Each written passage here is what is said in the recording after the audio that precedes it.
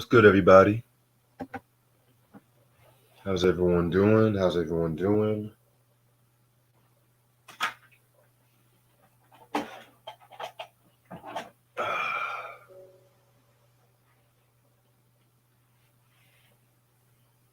Yeah, it's crazy because Busy actually did an interview where he talked about why the group did not perform first of the month because of the fact that everybody with the shit that happened with Young Dolph, they wanted to end it off with the Crossroads and stuff too. So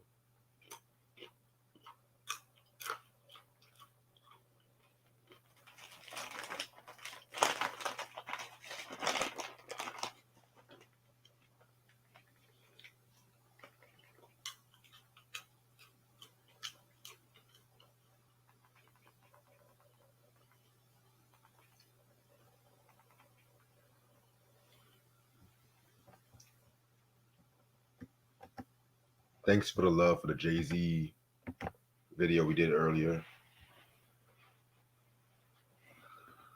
I'm just chilling right now until power comes on. I gotta watch my book too tonight. Tonight. Let me stop. Oh shit. But it's been like 70 degrees off fucking day today. And it's like about to be it's December right now and shit. So I'm just like, what is really going on?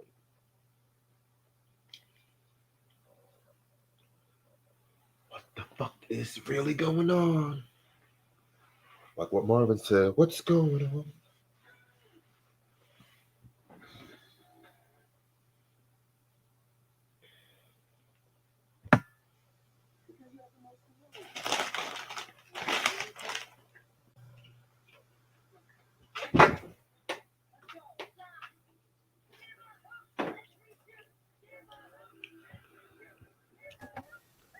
What's good? What's up?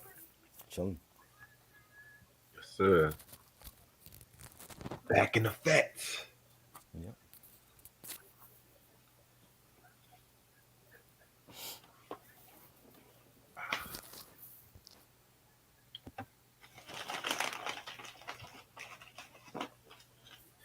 DJ Tim says Swiss Beats don't like the battle. I never like to speak that much. He just like a crybaby. He ain't never seen his kids argue or his family. Wow, okay.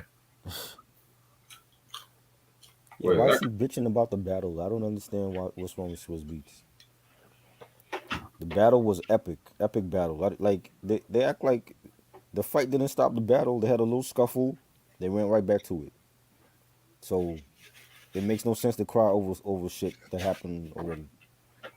I think he's mad because artists becoming late. Well, it's up to him and Timberland to make. He should have did this from the beginning. Like, I don't care how much of a legend Shaka Khan is. She shouldn't show up to anybody's show drunk and high, and they let her slide because of who she is. And Right, the same goes for everybody else. Jadakiss ended up coming drunk when he battled Fabulous, and Keith Sweat was drunk when he battled Bobby Brown. Nobody should be high and drunk if you being paid for a performance in public. I've never went to no concert and niggas was drunk there. I've never seen no artist that was drunk. right. They were professional. That's the way it should be. Damn, a lot So of people must love rock. Okay.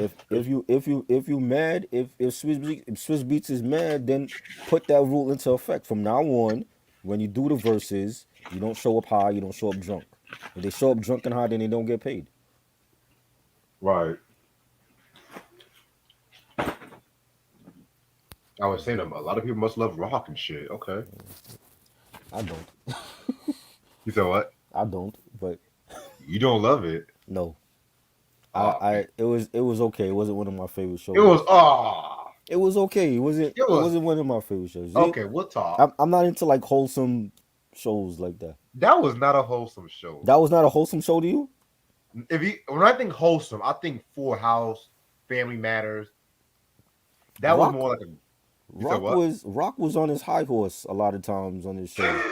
Like when it came to like putting Joey in his place, he was, what I'm saying, he really thought he was the shit. Like because you had a beautiful wife and a garbage man as a job, you know? He really thought he was big shit. Meanwhile, he couldn't give his wife a kid. We'll talk about that. Yo, hold up, hold up, hold up, hold up, hold I'm up. just saying. I'm just saying. I'm just saying. He thought he was high and mighty and shit for a sanitation guy. Really? It wasn't. The way I saw Rock, it was a little man shine, in my opinion. Little man Because shine. I'm gonna explain. I'm gonna explain because they wanted to make this like the Black Honeymooners in a weird way, which I'm gonna talk more about that. I've never listen. I've been going to see concerts since 1992. I've never seen no artists drunk or high. None. And even when some of these artists were like in their prime of doing drugs like Mary J. Blige and R. Kelly, I've never seen none of them high or drunk ever. I've never seen an artist drunk high and drunk ever. I don't want to hear that. They got to be professional. When you getting paid 10 G's for verses, they got to be professional. People are coming out during the pandemic to see them. They got to be professional. There's no excuse. No excuses. I don't want to hear that. That's no excuse for Shaka Khan to come, fucked up just because she's a legend. No, she don't get no pass for that. Bone Thugs don't get no pass for that. Or 3 6 Mafia. I don't care who it is. That should be the new rule. So if he, I mean, it make no sense for him to be bitching now about it. It's like y'all should have had this rule in place from the beginning. You know what I'm saying?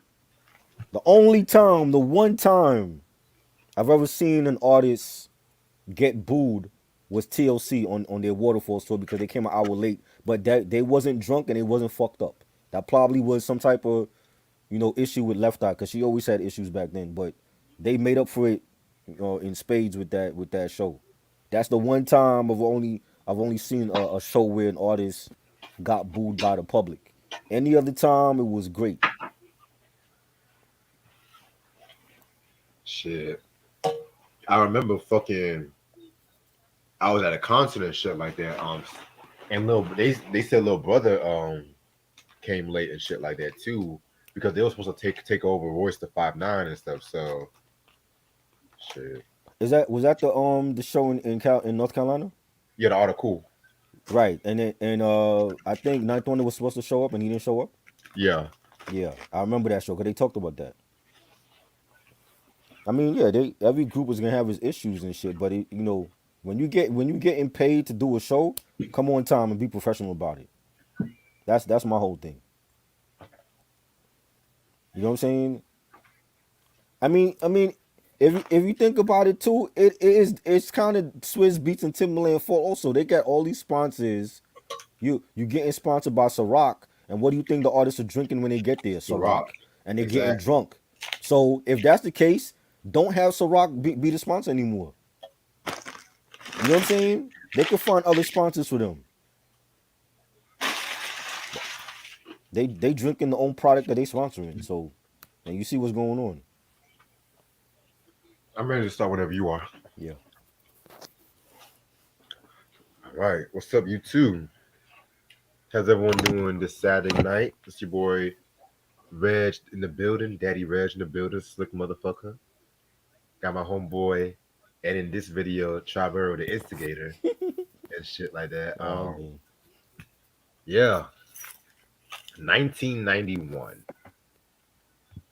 A show came to Fox. This is when they were still the fresh young kid in the block, you know what I'm saying? And that show was called Rock, spelled ROC. This show ran from I gotta put up the fucking dates and shit, cause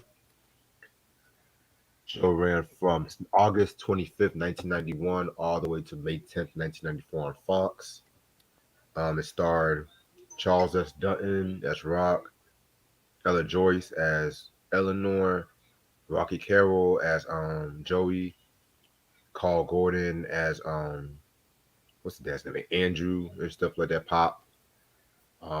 Yeah, man, that's the main cast for right there in the show. Let me ask you, how did you get into rock and shit? I don't even remember. I remember watching it once in the blue. Or it was 91. I thought I was later than that. It was 91. Damn, yo.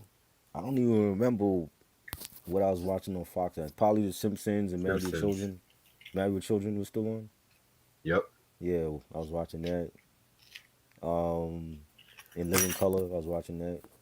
I mean, Yep. it was cool. It was I didn't know who Charles S. Dutton was at that time, and um, I watched it here and there, and I thought it was a good show, and it wasn't a hood show. 'Cause I think we had a lot of that during the '90s that portrayed African American people in the wrong light, Right. and those usually was like the shows that got a lot of praise from people in the hood, and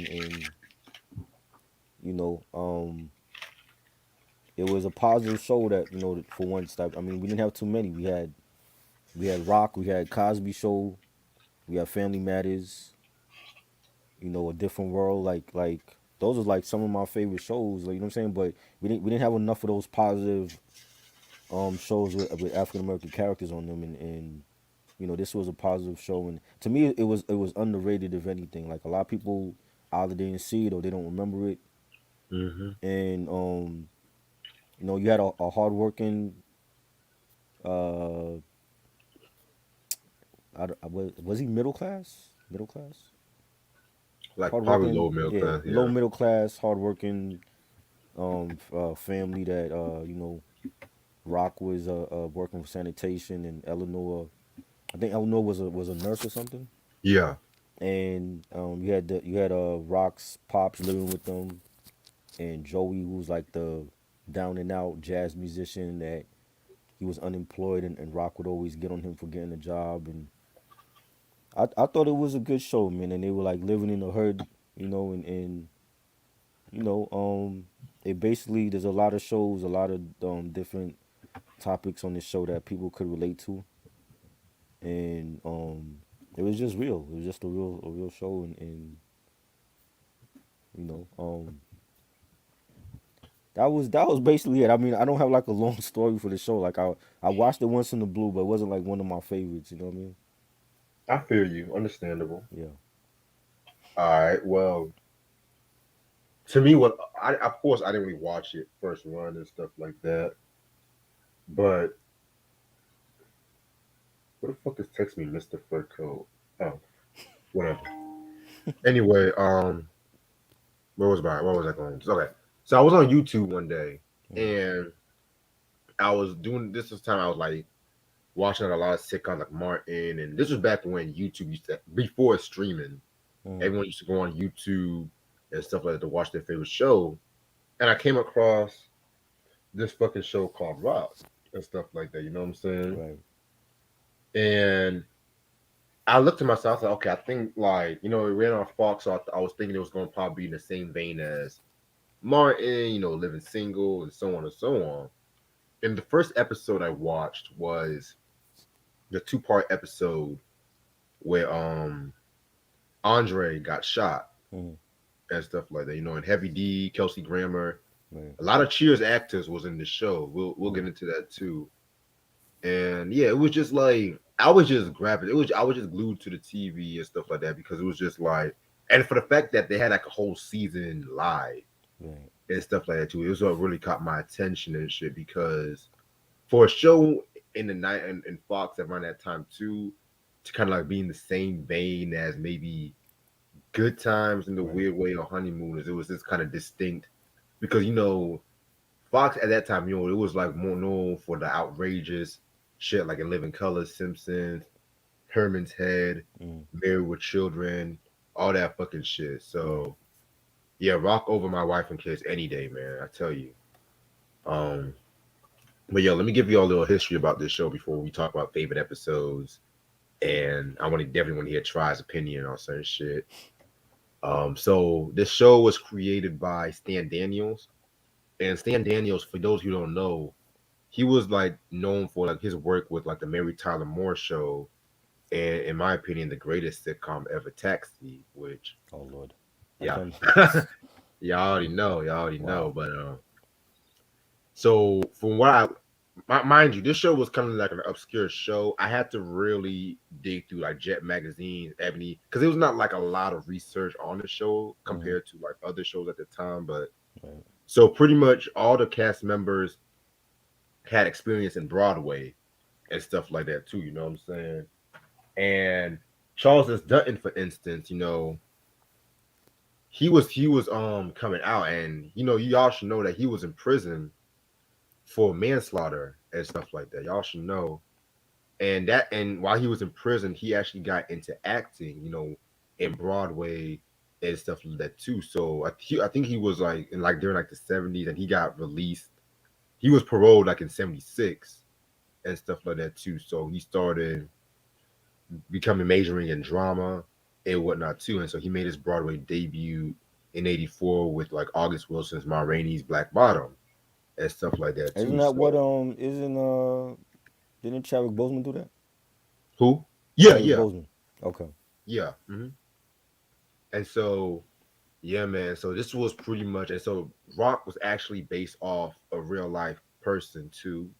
For those who don't know, And it's crazy because like the real life Rock, he actually passed away Oh a couple wow. years ago Mm-hmm. because he got into a fight. Well, some younger cat punched him in the face, and he was like in his 80s and stuff like that. And Right. the impact of the punch when his head hit the fucking pavement, it was Mm. just like Wow. he just died instantly and shit. So it's kind of sick if you ask me. But Crazy. yeah, Where and where's so that? Where's that young cat now? He feeling proud of himself for he's in knocking out an prison. 80, For I looked, he's in prison for I looked up. knocking So out an 80-year old man. You feel like a man? right, he Crazy. don't feel like a man. Shit, he don't feel like a man behind them prison Right. showers and shit. Yeah, Right. Don't silly drop ass the so. soap. Cause that shit kind of like makes me mad. Like the Mm. disrespect to elder people, Yeah. it always irritates me. But I I'm go ahead. I had a my grandfather before he passed away when he was like 95, and he was always out and about in the streets, and I would have to like look after him like to make sure he was good, and nobody fuck with him because you know how it is when you get a certain age, and people try to test you. You know what I'm saying? And he knew a lot of, like, and he used to play numbers, playing lotto and all that. And you get, sometimes you play numbers, you get caught up in the wrong with the wrong people. Right. You know what I mean? So yeah, like, I definitely know what that's all about. Yeah, man, crazy. So um, what happened? So pretty much like I mentioned, all the people where had experience in Broadway, Okay. and with Charles S. Dutton, Rocky Carroll, and Carl Gordon, they all appeared on the Broadway play The Piano Lesson Right. and stuff like that. And y'all should know who Rocky Carroll is. For all my NCIS fans and stuff like that, he was appeared on that and stuff like that too. So Mm. and Carl Gordon, he I don't know too much of him before I made this video, but like he appeared in movies like such as The Brother from Another Planet and whatnot. Of course he Right. appeared on Broadway Yeah. and shit too. So he appeared on stuff here and there and stuff in 1973's Gordon's War. Right. So excuse me, Jesus. Okay. So and then finally we come to Ella Joyce, who of course, she didn't have the same relationship. She wasn't in the piano lesson, but at the same time, she had her appearances in Broadway with Fences, which yes, the original Fences, the Denzel Washington, Viola Yeah. Davis movie that was years ago, which that's the movie I want to talk about one day Mm-hmm. and stuff, because that's actually a very good movie. And yeah, man, and a little trivia too.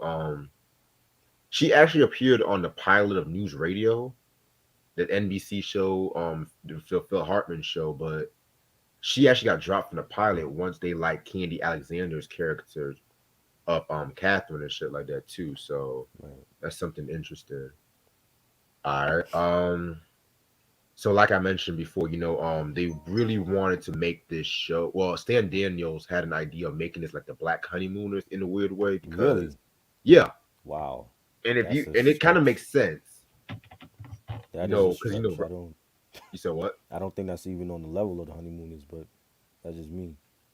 Is not on the level of the honeymooners, of course, because the honeymooners, that was just a different vibe. Because the honeymooners didn't really go into a lot of topical issues. First of all, Mm. well, the only most you see is Ralph trying to work hard to support himself and shit like that. You know what I'm saying?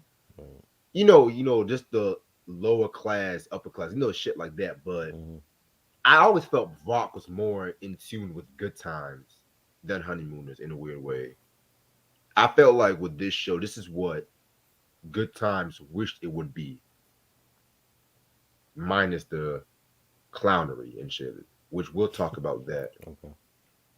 And the theme song, let's talk about the theme song and shit, Mm-hmm. because there was actually two theme songs for this show. Like the first theme song was the cover version of the Billie Holiday song "God Bless the Child," the bump, the duty bump bump, which that's my favorite. I'm not gonna lie, that's my favorite theme of the soul show. Because when I think of that theme, I immediately think of Rock. Right. The En Vogue version was cool, but that was just Fox's way of trying to get into the younger demographic, if you ask me. Yeah, because and Vogue 'Cause- was hot at that time.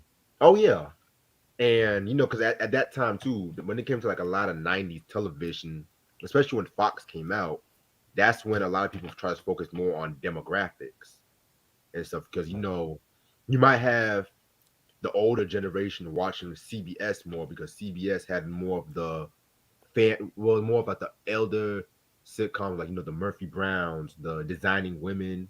But then you might have the young adults watching NBC because the must see TV, with the Cosby shows and the Cheers and the different worlds and shit like that too. Where when it came to Fox, now you have to come have the black viewer, you have to add race into that shit too, because certain shows they might be low in the Nielsen ratings, but they might be higher in the black households and shit too.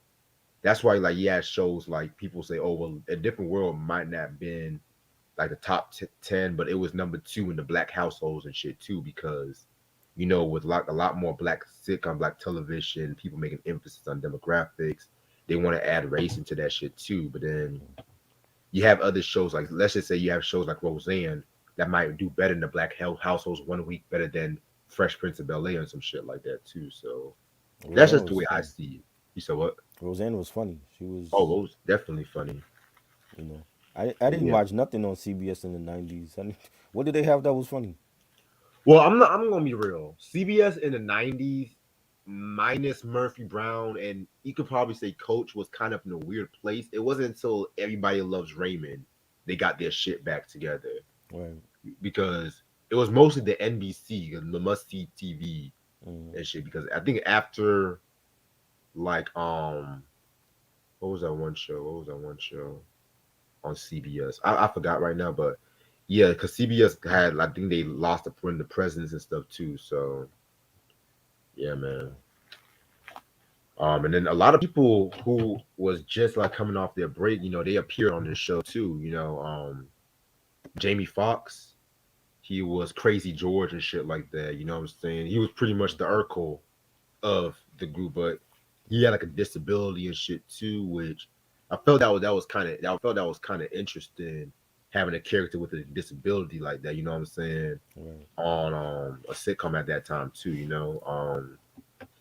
You had Heavy D play Calvin Hendrix and shit too. The dude that shot Andre, and Andre, the great Clifton Powell. Man, can we talk about Andre for a minute, man? I don't even remember Andre on the show. I thought you were talking about the young kid that was in Menace that played Charles S. Dutton son. What was it, Hakeem or something like that? His name was. Who? Remember the young kid from Menace to Society that Charles S. Dutton was in that movie also, and he had a son. Oh, The son that the guy that played his son in Menace was also on the show. Like he played the dude that would like Rock would give him like the shit to sell, and he would sell yeah, it at the swap meet. Yeah, that kid. yeah. I thought you were talking about him. I don't even remember um Jamie Foxx and all them on the show like that. Loretta Devine was on the show also. Oh yeah, Loretta Devine was on the show. Yeah. Garrett Morris was on the show for the first season and Mm, stuff too. You had hell, even Ed Vogue appeared on the show as a singing group too. So, right. because at that time they were everywhere on Fox at that time. Let's no cap. Tone Loc, he appeared on the show.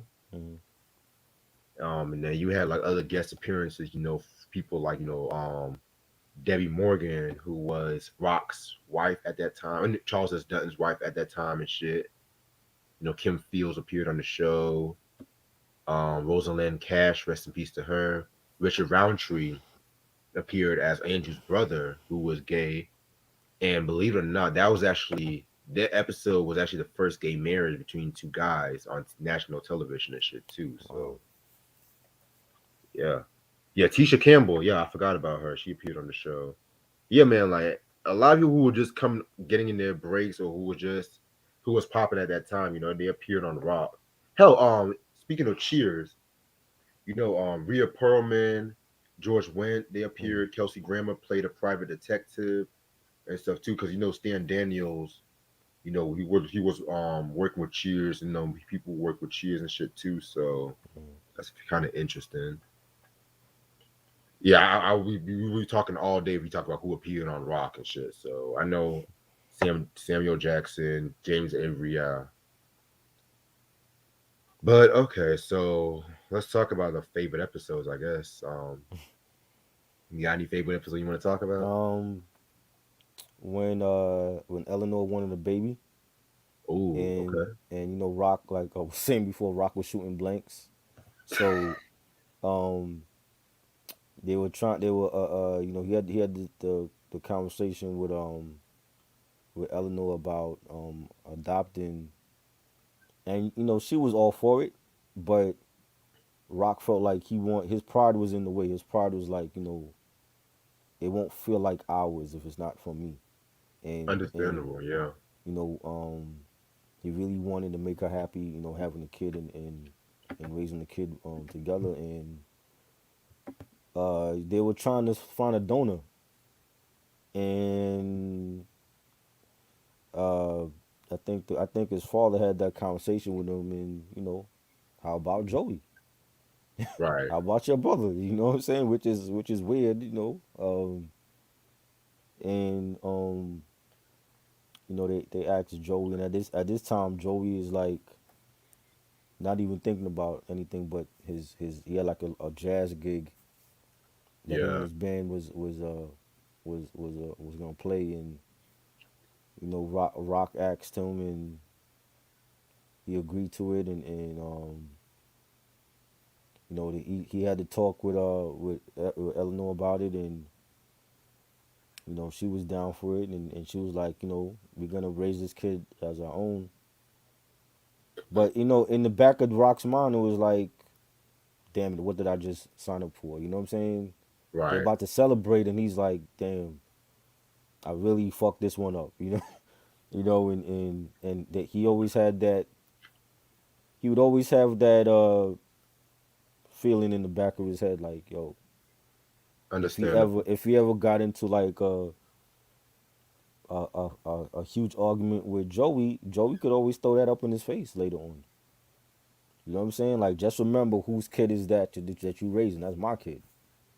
You know what I'm saying? And I think that alone could have a marriage or relationship like end. You know what I'm saying? And you know, Rock had the conversation with Joey, and he agreed to it. And all three of them went down to the hospital, the clinic, and Yeah. where Loretta Devine's character was at, that she was playing in the scene, and and he was ready, and the nurse escorted Joey to the room or whatever. He was ready, and when they first got there, Rock was ready. And then when it was like when he realized that they were really gonna do this, he backed out, and he had that conversation with Eleanor, like, even if we can't have kids, I still love you the same. And Eleanor was a down ass chick. Like, she was willing to do whatever. She was willing to not have any kids with him, or adopt, or even carry a baby that wasn't from Rock, but it's like in the family genes. And she was a down ass chick, and she told him, like, like, no matter what, I still love you. And they didn't decide to do it, and that was it. And that shit really happens. You got. I remember seeing that movie that J Lo was in, and it was like something similar with her. Like, she had like a sperm donor for a kid, and then when she was pregnant, she ended up like meeting like a guy and fell in love with the guy while she was pregnant. Shit like that happens. So I thought I was like something at that time, like there was not. I don't remember any show that was like talking about that topic, for a woman. So I think that was a cool episode. Yeah. I love that episode too. That whole storyline was Mm, very unique and right. shit. Cause certain episodes like that where they try to make Rock like, how can I put this? Arrogant or maybe just hard headed. He was bullheaded. He was hard headed. Like Yeah, but you even in sometimes you can't blame him. Sometimes no, you can't blame him. I some mean, I said sometimes you I can't. feel like he was too much of a hothead where it clouded his judgment. And if you too True. much, if you have like a bad temper and you're too much of a hothead, you're gonna end up making mistakes that's gonna land you in jail or dead. And a lot of times he didn't think before he actually did, and then like later on he realized, damn, I fucked up again. You know what I'm saying? And Yeah. like again, like he could have easily went. They could have easily went through with the process and let Eleanor get pregnant, but he was too stubborn in his ways. And to me, it's like if your brother is willing to do that for you, that says a lot. You shouldn't think, well, it's not necessarily for me. It's in the It's your family bloodline. I It's personally not. I It's not would like still yeah. Eleanor, unless Eleanor was like some trifling chick that she was just gonna leave Rock at some point and get with Joey because he's the baby father. I don't think she would have did that. But again, Rock wasn't thinking all this stuff. He kept thinking, "Oh, it's not for me. It's not for me. It's from my brother." And you basically threw away an opportunity to have a kid finally with your wife, which is what you wanted in the first place to make her happy.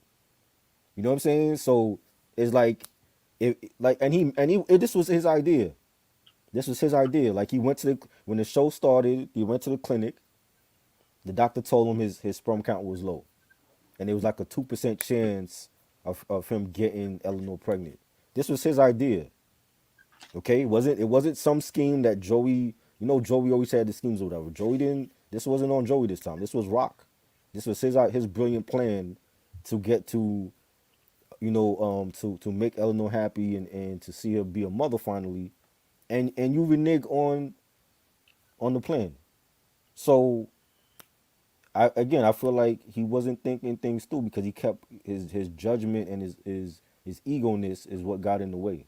Even at the hospital, when they're at the hospital, and Eleanor goes to the room, and Joey goes to his room to get ready. Rock was in the lobby and he was thinking all this stupidness in his head, like, yo, but it's not gonna be for me, and you can't think like that. If this is your plan and you came to your wife like, yo, I will do anything to make my wife happy, and we want to be parents, you should have went through with it, to me. But his ego got in the way, and he's thinking all this other stuff, and no kids for them. you know True, true. To be honest, man, personally, I feel like if any man wants to just like let their female get like artificially effeminated, whatever you call that shit, they're gonna feel some type of way about regret not making a baby and shit. That's just my personal opinion. yeah, but what about, okay, but what about the women that end up having kids, and then they dump the kids in the garbage because they're not ready to be a mom, and then those kids end up being in foster care for all their life, and you know what I'm saying? What happens to those kids? Like those kids need parents too. They do. You know what I'm saying? So like when you hear Brenda's got a baby, and I'm sorry I'm bringing up a Tupac reference, but when you hear Brenda's got a baby and you see the video and how that played out with Brenda having, she didn't tell her parents about, her mom about her being pregnant in the first place, and she ended up having the kid on the bathroom floor and then getting rid of the kid. That shit goes on. That shit happens here in New York City many times over. There's young teenage women that are dumping their kid because they were Brenda. You know what I'm saying? So it's like, what happened to those kids? They end up some of them end up unfortunately dying because they spent too much time in the dumpster, or when they find them, they end up going through foster care. Right. You know what I'm saying? So if you, I don't see nothing wrong with, if you're a man and you can't have if you can't naturally make a kid with your significant other, and she gotta get artificially inseminated, or you all adopt. I don't see nothing wrong with that. That's just me. You know what I'm saying? Because as long as you give that kid all the love in the world, that's all that should matter. It shouldn't matter whether your cousin or your brother helped you in making that baby. think that's the Yeah, greatest gift. You know what I'm saying? Like life is a gift. You know what I'm saying? definitely, And while people is here on this planet, they should make you know the time that you have. You should make a good time with it. definitely. All right. I'm gonna talk about speaking of the Rock and Joy relationship. I'm gonna take it to the first season before I really get to the meat of things.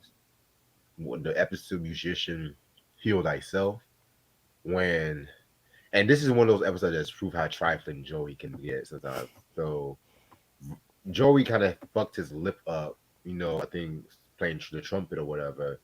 And Rock, being the brother that he is, he got Joey a job at a junkyard or should being a garbage collector. And everything was going good and whatnot, but then he found out that Joey paid some motherfucker to take his place during the job. And mind you, this nigga had a gambling debt. Like this is probably like the first of many Hmm. times he had gambling debts and shit. Right. So and he had, I think, about a couple of minutes until they came after him. And Rock was like mad as fuck because he had to pay off $1,000 just for Joey to be alive and shit like that too. So you pretty much had one of them the first of many times Rock loses his cool Right. and shit like that. Like the thumbnail I put for this video came from that episode too and shit. Mm. And whenever Rock gets mad and then Eleanor jumps into Rock, take it easy. Shit's about to go fucking down and stuff. Like once that vein pops into his bald head, shit Hmm. is about to go down. Like to me, when it comes to Rock, James Evans, maybe Velma Harper from Mama's Family, those like I love it whenever they lose their temper because it never like it's just the execution just comes out strong. Hell, even George Jefferson too, like Mm. the earlier episode of Jefferson, because he didn't Homer really lose Simpson. his. You said what? Homer Simpson. Yeah, but he's a cartoon, so I I'm know. not. I mean, yeah, When Homer he counts, but I was thinking more live action, and when Homer because got cartoons, you can do anything with a cartoon. when Homer got mad, like he would choke the shit out of Bart, yo. Yeah, That shit was yeah, he would funny. get. He would hell when Wilma got mad at Fred, he used to hit him with like a fucking club or some shit. Right. So, Right. Right. oh, definitely James Uncle Avery, Phil, Uncle Phil, yes. yes, But I used to that was funny. Yeah, like, getting Uncle Phil mad. That was like that to me was like they could have made a game out of that. Like that's how funny it was. Just for to see the real. look on his face when he get when he get mad and especially when he kicked Colton out the house so many times. Yeah. You know. Another character I love when got mad was Dorothy from Golden Girls and shit like that. You know what I'm saying?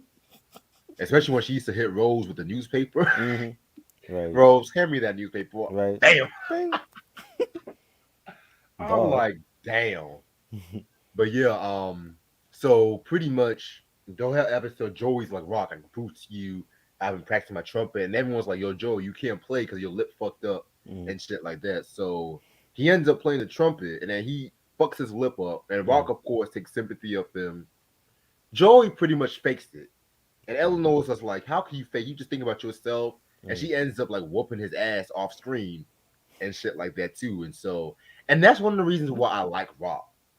Not all the endings had like a happy dappy ending. Right. Sometimes I like when a sitcom has like an ending where it makes you think, Right. or even a sad ending and shit like that. And there was a lot of endings in Rock where it was just like a downer and shit too. You know what I'm Mm-hmm.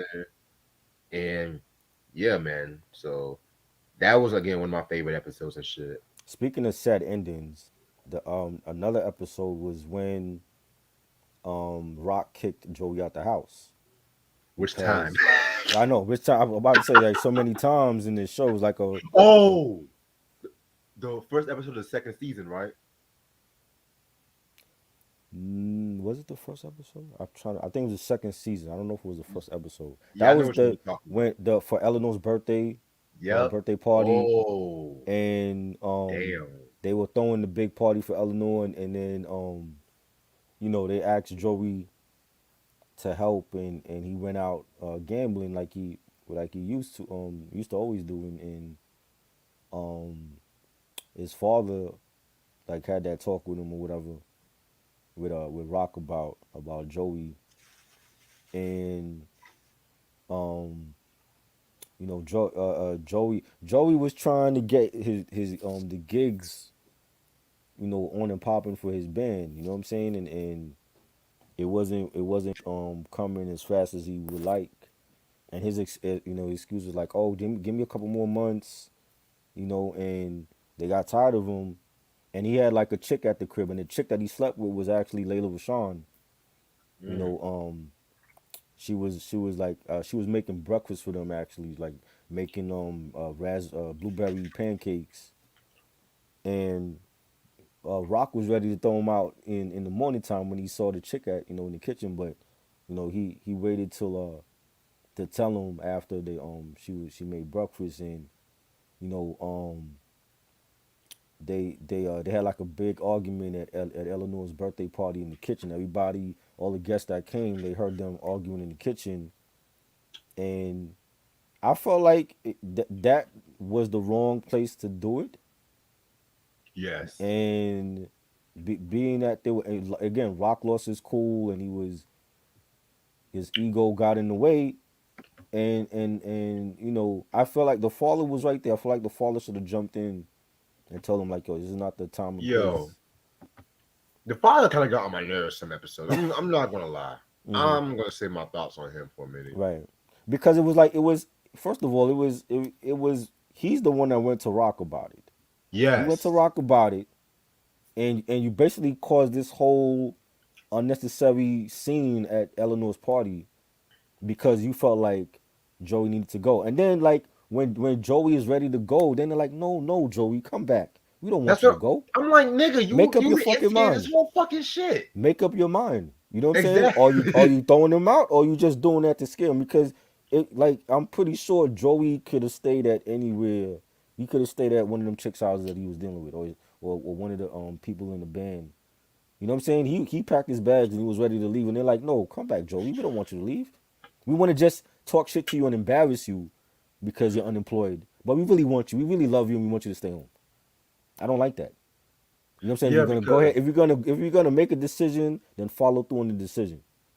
You know what I'm saying? It can't be, oh, well, I fuck with you now, but I ain't fucking with you later because you're unemployed and you're mooching off of me, and you know what I mean. So it's like, again, I felt like Rock was pigheaded at times, throwing that whole thing out there like, oh well, I'm a garbage man and I'm employed and you I'm a ain't, and garbage man. yeah, I'm better than you, and Joey put him in his place. Like, you happy about being a garbage man? That's what makes you feel like a man. You know what I'm saying? It's And the fact. It's his pride of being a garbage man. I It's, get it, but it's like, your pride. He had so much pride to the point where it's like he wanted to throw that shit up in his brother's face. This is the same brother, mind you, that donated his sperm for your wife to have a kid, and that's how you treat him. You know what I'm saying? So it's like, damn, your pride is that much on 10 that because you a garbage man, you looking down on him because he don't have a job right now. Like your job is so great. So like last time I checked, sanitation men wasn't getting paid millions of dollars. You know what I'm saying? So it's like, you know, you can't sit up there and you cause a scene at your own wife's party. You wanted to kick him out, and then when he goes upstairs and packs his bags and ready to leave, then you say, "No, Joey, come back. I don't want to kick you out. I just wanted to talk shit to you and embarrass you in front of Eleanor's friends at her own birthday party that made them leave in the first place because they heard the arguing in the kitchen." but in Rock's defense, there have been plenty of times him and Eleanor too Hmm. have tried to help Joey plenty of Yes, times, and sometimes Joey, he would either gamble that money away or right. he'll just be pigheaded. Because there'll be some time where I have to be like, okay, Rock went a bit too far. Hmm. But the majority of the episodes, Joey was the one starting a lot of the shit. Like I I feel get like that. personally, Rock would have been doing so much better. I get that, but this is a show again that was the whole underlying underlying factor for this show. It was a family show, and it's about family, right? So you don't do that to family if you really love your family. You know what I'm saying? It's not like he was out there, taking drugs, and he was robbing people. He had a band. He's a musician, and he was Sometimes you he need was that trying to tough get. love. Sometimes. Yeah, but they don't. But then execute it. You can't try to execute that and then say 5 minutes later, oh, I don't want to go through with this. Like I was wrong. Like we all angry at you. We want you to do right, but like make up your mind. Are you gonna push the button or not? Mm. You know what I'm saying? So it's like that threw me off. You know what I'm saying? And to you know, and then on top of that, Rock fucked up Eleanor's gift. Remember, he got the painting for her. That there was an artist that was supposed to do the oil painting of her, and when he gave the painter her picture, he supposedly Yeah. he gave two pictures. He gave one of her and did he give one of a white woman? Because when he called the painter, when he realized that the painter messed up the painting, the painter was like, "You gave me two pictures, one of a black woman and a white woman.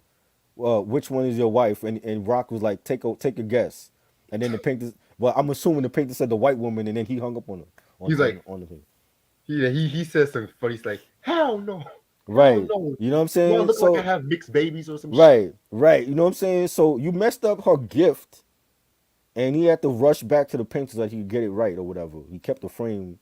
He just had to do over the painting, and then you want to start a whole scene at the party that wasn't necessary because of the dad. This was the dad's fault that this whole thing happened, and him included because all three of them stood there and was looking at Joe. Joey was serious about leaving. Like he packed his bags and he was out ready to go out the door, and Eleanor says to Rock, "Oh, give him a give him a no." He gave him $100 or whatever, and Joey was like, "Make it 200." Rock is like, "That's all I got."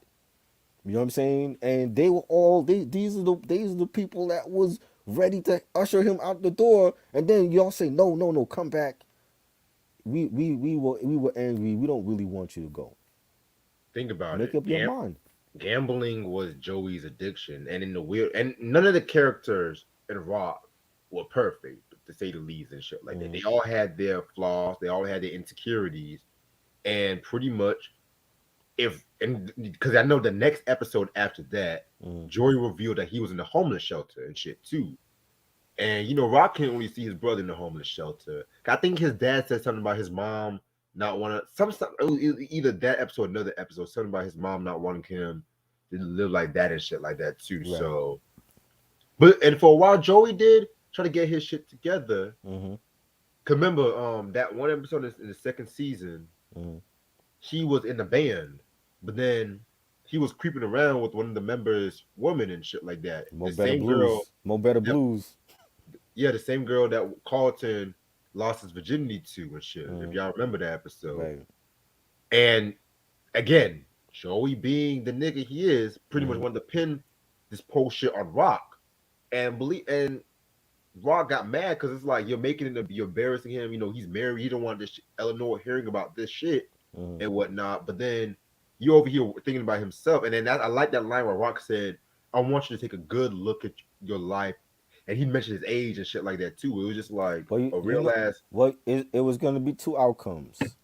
Either they were going to get family counseling, and a lot of black people don't believe in family counseling, or they was gonna let Joey fuck up in the streets and he was gonna get killed, and then they would regret that shit because they would have end up feeling like, damn, we could have helped Joey. We should have been there for Joey, and it's too late because he's dead, because y'all allow that shit to happen.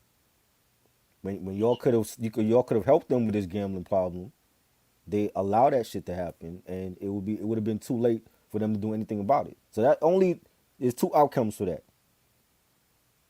You know what I'm saying? So again, it's Yeah, like you can't go ahead and say, "Oh, we want this nigga out the house," and then when he's getting ready to leave, to prove a point to y'all bring him back because it's like y'all are enabling him to continue the bullshit. It was only gonna be two outcomes from that. exactly. And it's crazy too. One of my all-time favorite episodes of the show was the episode in the third season, which I have to mention before I even get to the third season. Alexis Fields, because Charles S. Dutton and Fox were going at it Mm-hmm. with one another over the content on a lot of the episodes, which especially the police brutality. Oh, the police brutality episode. which is Rock still works for going on Joey. now. Oh boy, Fox doesn't like it. Oh boy, Why, wonder why am I why. not surprised? So, Exactly. so the story. Let me give you all the history lesson before I looked up. So, according to Charles S. Dutton, he pretty much said that Fox never really cared for this show because of the fact that they kind of wanted to, because when Martin came out, they wanted to show like more broader, more comedy, and Mm, Rock was talking about the topical issues, and so there was an episode in the first season called like "The Dream Rocks Was Made Of" or some shit like that, where right. Eleanor has like this crazy dream, she Mm, can't sleep, and then all the members, and this is where the insecurities come about. mm, All the members talking about their dreams and shit like that, the crazy dream. And Fox originally was going to put that episode early in the season, but they saved it until the last episode because of like I think it was just too dark and shit like that. You know what episode I'm talking about, right? no, Oh, I don't. I so didn't. If I saw it, it was a long time ago. And I don't remember it. true. Okay, well, Eleanor. So pretty much everyone tells their dreams. After Rock tells his dreams, everybody goes back to see Eleanor. Just like, well, my dream is not really as deep Mm, as all y'all. But then Rock mm, is like, Eleanor, come on, you can be real. We can tell me this shit. So right. Eleanor has tells Rock a dream, and the dream pretty much is about how she was molested as a child. Mm, But the thing about it was like she was a nurse, and there was a patient, and she was like, "This is not my patient." And the guy was like, "You remember me?" Yada yada yada. mm, And yeah, it was just pretty much Fox didn't like the content in that episode, and pretty much they started changing the show schedule around because originally it was aired on Sundays, between Married with Children, mm, and Living Color and all that shit. You know what I'm right. saying? And they had the police brutality episode. In my opinion, probably my favorite episode of the whole series, probably. Mm, And the cops, they because Rock was working for Joey. I right. think he was trying to help him paint his Yeah. new apartment and shit like that. Yeah. And that's what killed me. He had that swanky ass apartment. I think it Mm, was one of his band members right. that let him use that apartment. I'm just like, God damn, that apartment was fly as fuck. But He should have anyway, stayed over there. I didn't understand why he was I'm living with. saying, I didn't get that at all. And you know oh why? my Because Eleanor did say that she was cooking for him too. That's probably why. Cause he enjoyed her cooking. man, if I was wrong, I would move into that apartment. I don't give a fuck. I'm like, His you can have my garbage, furniture. I was staying in this apartment because his it home seems away like from you're not. home. That'd be You like said his what? his bachelor pad or his home Yeah, away from home. So I don't know, but yeah. So these two cops, a black and a white cop, came and they attacked Rock. And this is one thing I loved about the live seasons was just the camera where how they zoomed into the camera mm, and shit like that to Rock's face. And then yeah, man, it was a heavy scene. mm, And I love it when he was in jail cell. He's like, oh, my brother to the black cop. And the black cop, being the asshole that he was, talking about, oh, what you say? And right. he's like, nothing and shit like that. So Did, he pretty much is in the jail cell with all these crazy inmates and stuff like that. And he said, I don't belong here. Y'all actually do. Y'all, it's like, I want to only agree with you on this one time where mm. the high mighty Rock comes out when talking But about y'all belong here, y'all actually do crimes and shit like that. You know what I'm saying? mm, But at the same time, I liked the approach it took with that because of the fact that it could happen to anybody mm, at any time. Like you know what I'm right. saying? So and it kind of is crazy because a lot of black sitcom were doing a lot of episodes with police brutality Mm-hmm. ever since the Fresh Prince did that one in the Yes. first season. Because Right. I Family remember. Matters did one. Right. What's the other show? What's the other show? And even with that one, that Family Matters episode, because Carl was a cop, I didn't like how Carl Yeah, gave that reaction when Eddie told him, because it was almost like he was siding with the cops over your that's son.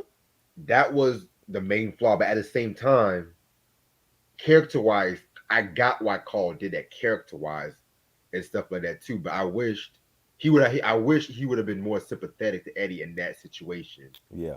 at that time too. Right. But I like the scene where he stood up to those cops and shit. Yeah. Like Definitely. that was probably one of Reginald Vale Johnson's best moments as Yeah. Carl. That whole show. Definitely. Definitely. And what I don't understand is all these networks had all these African American shows on, but then when it was time for these shows to touch on those topics in this country, they got scared. You know what I'm saying? So I don't understand that. Everybody can't be Martin. Martin was a unique comedian. Every show can't be like a different world, or you know what I'm Yeah, saying? yeah. Different World was another episode. The Right. Cats in the Cradle episode. Yeah, Hmm. but even with And Martin, mhm, they did touch on police brutality with the episode where Martin was in court and right. stuff like that too. But they did it in a more comedic. Which Yeah, one thing I When you watch Martin, you know the hijinks was gonna be there. yeah, Like to me, like what's really like the most dramatic thing to happen on Martin was like maybe him the and Gina breakup breaking episode. up, right? Him and Gina breaking up and then like getting back together, or whatever.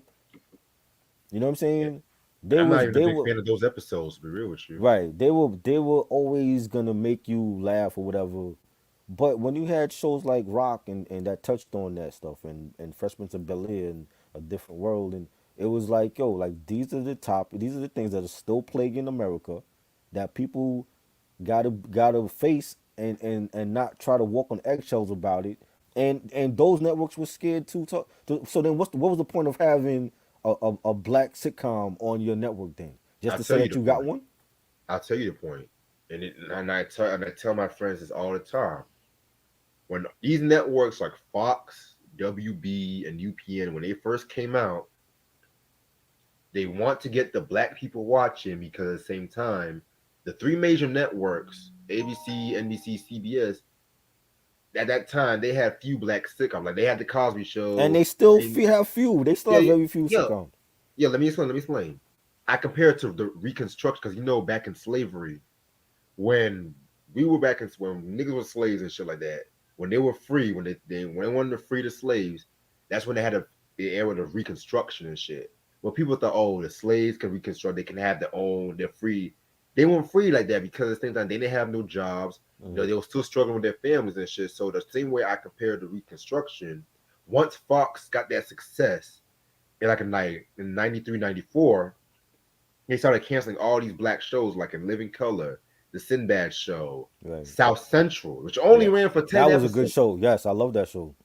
Only ran for 10 episodes. Damn, was that only 10? Yeah, because it was Wow. it was grimy. It It was was. one of those grimy shows and shit. Yeah. And yeah, man, it was just crazy and stuff too. And it's crazy because that third season, they tried to really, even though I like the third season, don't get me wrong, but Right. they focused. They if you can tell they were trying to focus more on more comedic moments, which was cool because the comedic moments were still hitting and shit too. Because they added Alexis Fields as a child, of Hmm. course. Hmm. They emphasized more on Jamie Foxx's character, Crazy George, and shit too. It was a good. You had more episodes having marital issues like Ralph and Alec, the honeymooners esque episodes and shit too. Hmm. So, but then they canceled Rock because that's when they switched it to Tuesday nights, Hmm. and it was a huge drop in the ratings and shit. So, And and like they were trying to keep the show on the Black Consensus were trying to keep the show on the air, but right.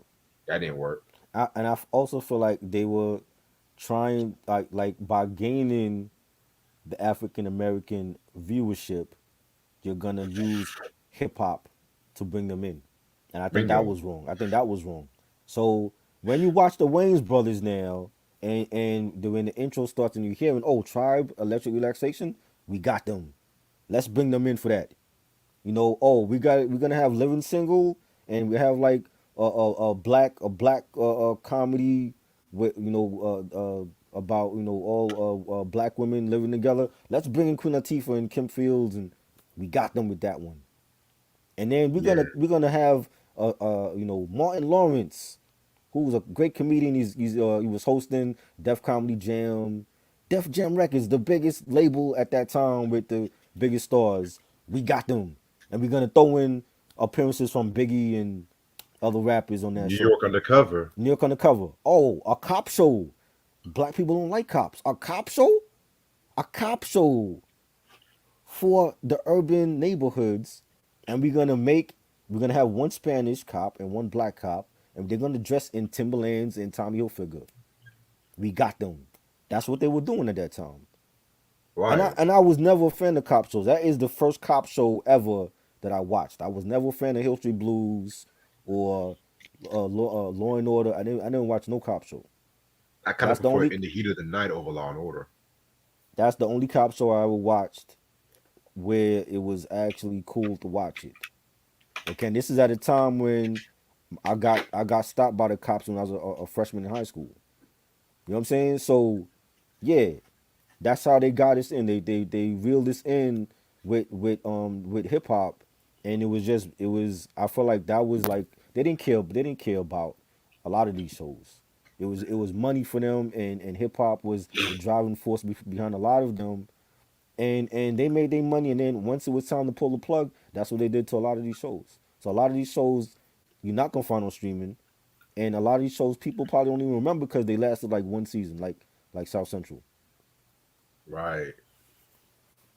And shit like that. And then it's also crazy too because even Rock Charles is Dutton. I gotta stop calling him Rock. Charles was talking about certain episodes where he felt like the white writers did not really know how to write for them because there was an episode where Joey dated the white woman Mm-hmm. because he was at first he was dating old girl, one of the members from En Vogue, but then they went touring and shit like that. And he was dating a white woman. And Charles Dutton didn't like the episode because he didn't like how Eleanor was supportive, Right. and he felt like Eleanor was supportive of Joey because he felt like a strong couple like Rock and Eleanor should be against Joey dating a white woman because interracial dating Right. was still It taboo at was that still time taboo. too. So Yeah. yeah, and it But it was always it comes was to me like, okay. It was okay for John Lennon to marry Yoko Ono, who's not white. But when a black man dates a white woman, it was controversial. So I don't get that. well, John Lennon, man, he was just another story. Yeah. I'm just saying. Yeah, man. One a couple episodes I do want to talk about. Terrence got his gun. Hmm. The school shooting episode. I remember that. Very well written Yeah. episode. The dude that played Terrence, he was in the Michael Jackson videos. I forgot his name. Somebody will Mm. mention it in the comment section, but that's another episode was very sad. Had a Mm. very sad ending and shit where he was going to get some ice cream or whatever that he got shot drive by shooting, Crazy. and pretty much it was sad because of the fact that he died at the end. Right. And this whole episode kind of sparked the storyline about how Rock was going to run for city council or whatever Mm. and shit like that, which of course he didn't really win. And then the last episode of the series, they kind of had Andre, talking to the dude Right. who killed Terrence. It was actually a very down the episode. I said because it was telling two stories. The first story was Eleanor's friend's daughter had HIV and whatnot, and then the Mm. second story was just Rock talking to Terrence's mother, trying to confront Terrence's killer, Right. and then Rock was trying to get Andre to talk to Terrence's killer because Terrence's killer looked up to Andre since he was like the tough drug dealer at that time too Mm. and shit. And so Clifton Powell gives like a monologue to Terrence's killer and shit like they're talking about how, I've been in the streets, I've been like you, it's not real, but then look at you, you think you so smart, you think you got everything together and shit like that, you know what I'm saying? So it's only like they have that scene on YouTube, so if y'all could check it out, just check it out and shit. Right. Yeah, man. And then of course it got canceled and shit. Yep. Crazy. Yeah. Yeah. I mean, these are. I mean, have you really came that far with television now, where like a show can talk about those topics? Well, I think now these days shows certain I think the streaming shows they can talk about the topics Right. more because I remember when the Carmichael show they Mm. got canceled because they did a school shooting episode Hmm. and I remember Jared Carmichael said some shit like, "Oh, NBC didn't want to play the episode," and next thing you know, it got canceled. So, Right. and then you have certain black shows where there's more white writers than black writers too. Hmm. So it's like sometimes we watch a certain TV show or we want really wonder, is this like the real black experience or Right. is it like white people's way of the black experience? Yeah, You streaming know what is I'm saying? getting away with everything. Cause like I've seen shows where they have like a story built around high school friends, and like the the females might be gay, or they've done a whole TV show for the film. I know what you did last summer, and there's no damn killer. Like there's like you hear about the killer, but you're not actually seeing the killer. You know what I'm Mm. saying? And those shows get the green light. And then when you want to do a show about a school shooting or something, or interracial dating, then it'll cause controversy. You know what I'm saying? And what does network TV want? Like this is why to me there's no more good sitcoms, because it's like they want the same type of cookie cutter show for every network. So we have no Well, Cosby shows. We Atlanta. have huh Atlanta. Well, but I mean like for network TV though. You know what I'm saying? Mm. Like Atlanta, you can get away with anything on cable. Cable is more it's more free to do it whatever on cable and streaming than network TV. You know what I'm saying? So I can't remember the last great sitcom I watched on network TV. It's been decades. So you don't like Blackish or Nah, Mom? cause Blackish ain't tackling serious issues though. They it's like I think that show stayed on for, and they canceled Blackish, right? Well, they didn't cancel it. The creator ended it on his own merit. They So ended it. Okay, yeah, but it was like when did they ever have like a controversial episode or a serious episode? plenty, plenty. They had I they had a police brutality episode, a Trump episode. They had plenty of hard hitting episodes. To be real with you, is Blackish one of your favorite sitcoms all time? Is that on the level absolutely. of Cosby Show or Different World? To be honest, yes. Okay. I personally would because I feel like the show. I feel like personally the show was just a redefined contemporary look at Black life because of the fact that a lot more Black writers are on that, and then you had, of course, Anthony Anderson, being an executive producer, whatnot too. So, and without Blackish, people are now celebrating Juneteenth as a national holiday too, because Mm, after that Juneteenth episode, everybody was on that whole let's celebrate Juneteenth and shit. right. So, I think I could count on one hand how many black sitcoms I've seen in the last 20 years, and they all got canceled. The Red and Meth show, well, they that was got just horrible. canceled. They got canceled. But I mean, I'm a huge Red and Meth fan, and for them to have a primetime show, that was a big thing. And they got canceled because Fox wanted them to be like, real okie dokie. That's not Red and Meth. These niggas are from the hood. They're not about to sell their soul for a check, and that's why that show was going. The Carmichael show, like you mentioned, the DL Hewley show, um, the show that Marlon Wayans had for like what I think it was 2 seasons before they canceled it. Yeah, That was it. That was it. And none of those shows were great, but it was. I'm like, damn. It's like when I mean, other than Blackish, it's been 20 something years since I've seen a great sitcom on network TV. So I don't watch.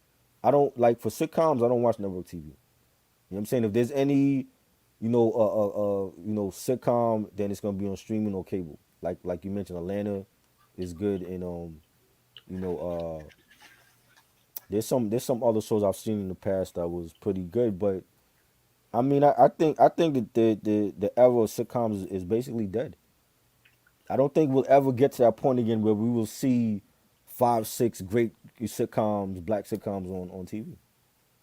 I think it's all about either it's drama or it's action or it's power. satire. Yeah, yeah, or power. You know what I'm saying? That seems to be the thing that people love. They love what 50 Cent is bringing out. He ain't doing no damn sitcom yet. I doubt he's gonna do. If he do it, and I think he could do it, but it gotta be good. It gotta be funny. He gotta have the right cast. You know what I'm saying? It that's just me. I just you know what I'm saying. I like what 50 is bringing out, but you know I didn't like Everybody Hates Chris. I did. I mean, I saw a couple episodes. I don't think it was great though. I actually like Everybody You Hates liked it? Chris, but I'm not gonna lie. The first season was the best season. Like I watched My Wife and Kids, but I watched it when it went off the air. I didn't watch it when it was on when it was actually on. I watched it in syndication, and it was pretty good. But it's like even with that show, it's like it don't give me the feeling of when I ran to the TV to watch Cosby shows on Thursday nights, and then A Different World, and then when ABC had TGIF, people were glued to their TV when Family Matters came on, and when Hanging with Mr. Cooper came on. You know what I'm saying? It's not like that anymore. I don't have no type of feeling for these sitcoms when they come on. You know what I'm saying? So it's like I feel like that era is already behind us now. Shoot.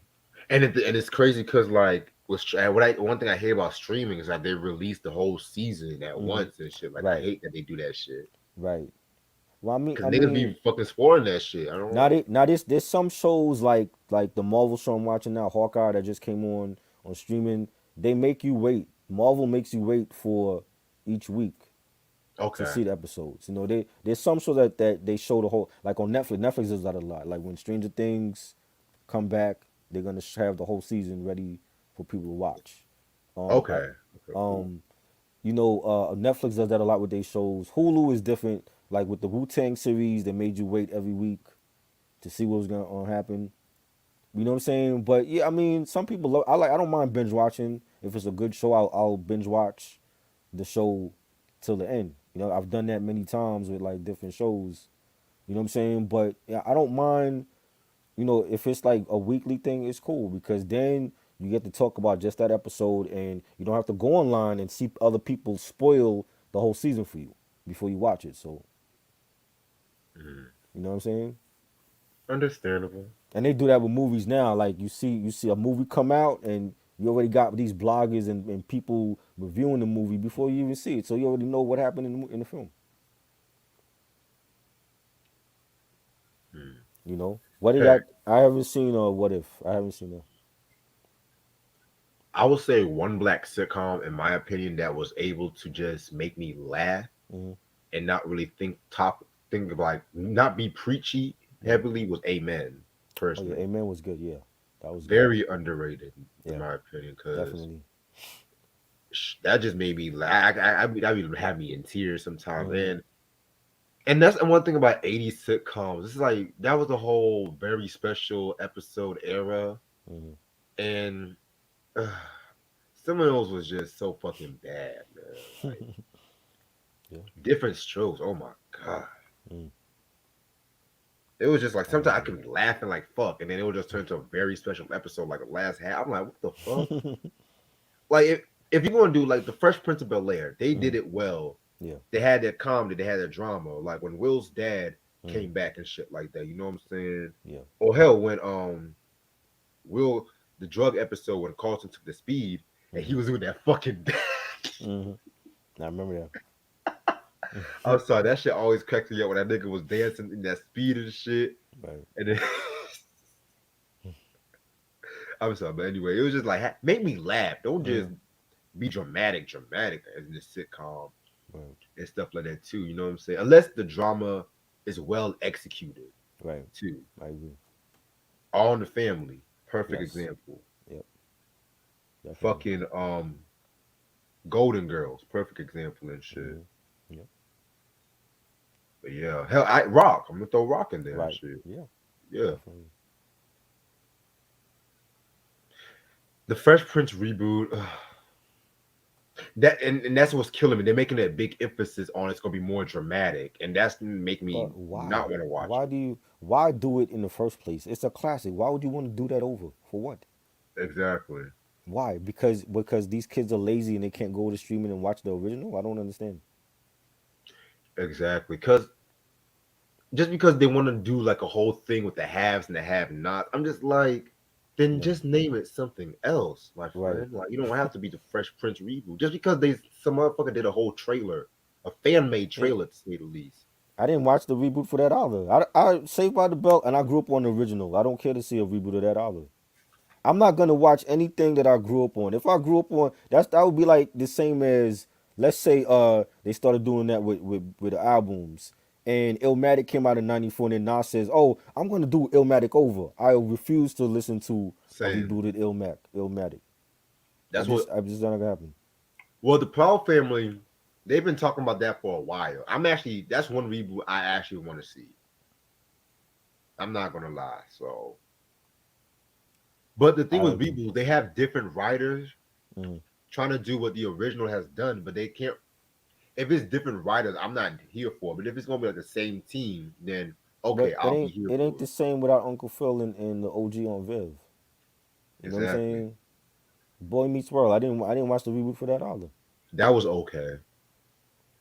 It wasn't the best thing since sliced bread, but it was okay. You know, I don't know. It's not the same. It's not the same like when you actually grown up with that, and then you like it's like they're erasing people's childhood to do it over, and then it's not even as good as the original one.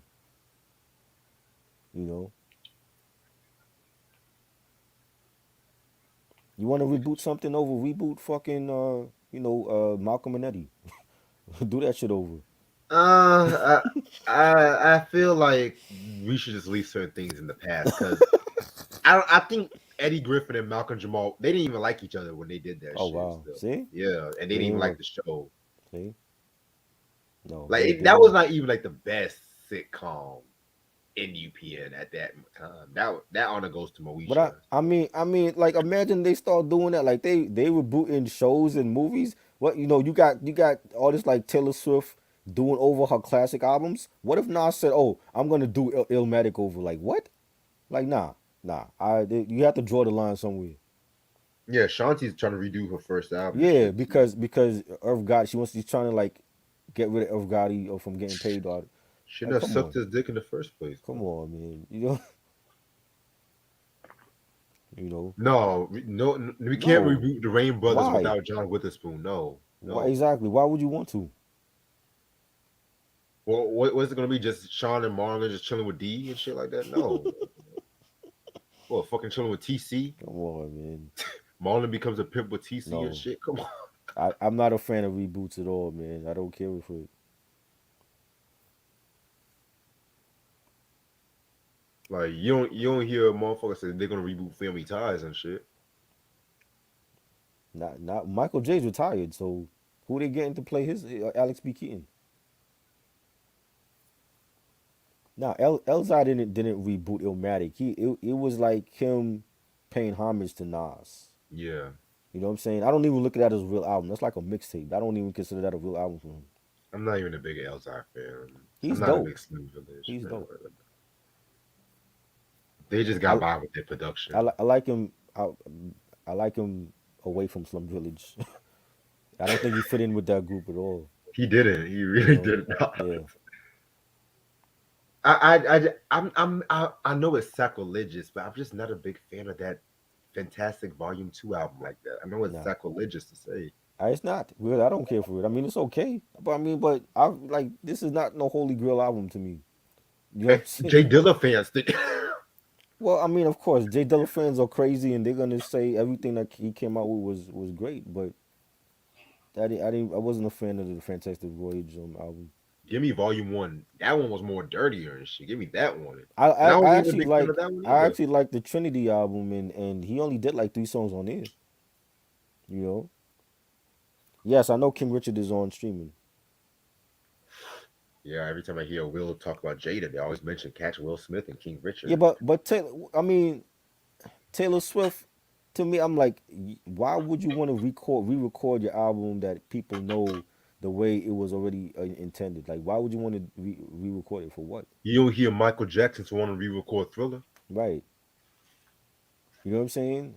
Michael never said, oh, because if him and Quincy was on the outs, he didn't say, oh, let me re-record Bad, let me re-record Thriller. Why would you want to do that? You know what I'm saying? That makes no sense to me.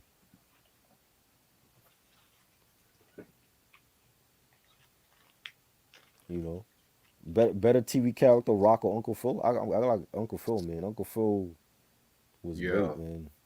I He was love great. Rock, but Phil all day. Yes. I never see now if Rock threw out Joey out the house like Uncle Phil threw out Jazz, then it would have been different. But just No, for that Rock did that little. alone, Rock did that kick, man. That's what. uh, Anytime that nigga excited, he did that little kick in the yeah, air. that's that little old man kick. I'm like, boy, if you don't. Yeah, but No, yeah, they re-record it and they get the masters, but it's not it doesn't live up to the OG version that everybody know it for. She's doing that for money. Like she's Matilda Swift is filthy rich. You know what I'm saying? Like I get it, but still, it's like you re-record something that's already considered a classic to many. It ruins the legacy of that project.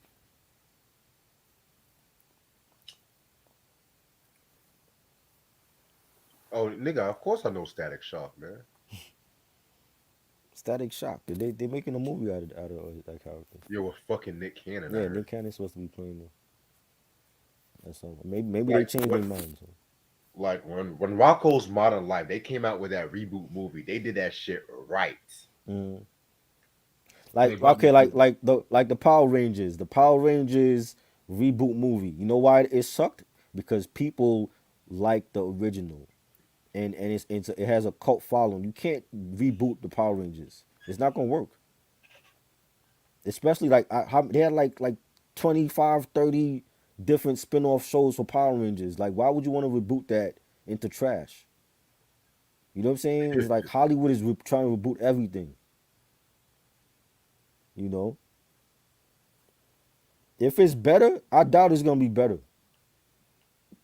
You know what I'm saying? Like when it's classic don't grow on trees, yo. Like it's not something where people make classics every day. That's why everybody don't got a classic album. You know what I'm saying? You have to be like in the right zone and everything got to be aligned. It's not gonna be better than her classic. You know? So it's like if you have a classic album and you got all these accolades and shit for it, why the fuck would you want to re-record it and it's not gonna be half of what the original was? You know what I'm saying? Jay-Z not re-recording a Reasonable Doubt. Why would he ever want to do that? For what? Even if he don't own the masters for that, he's not gonna re-record a Reasonable Doubt.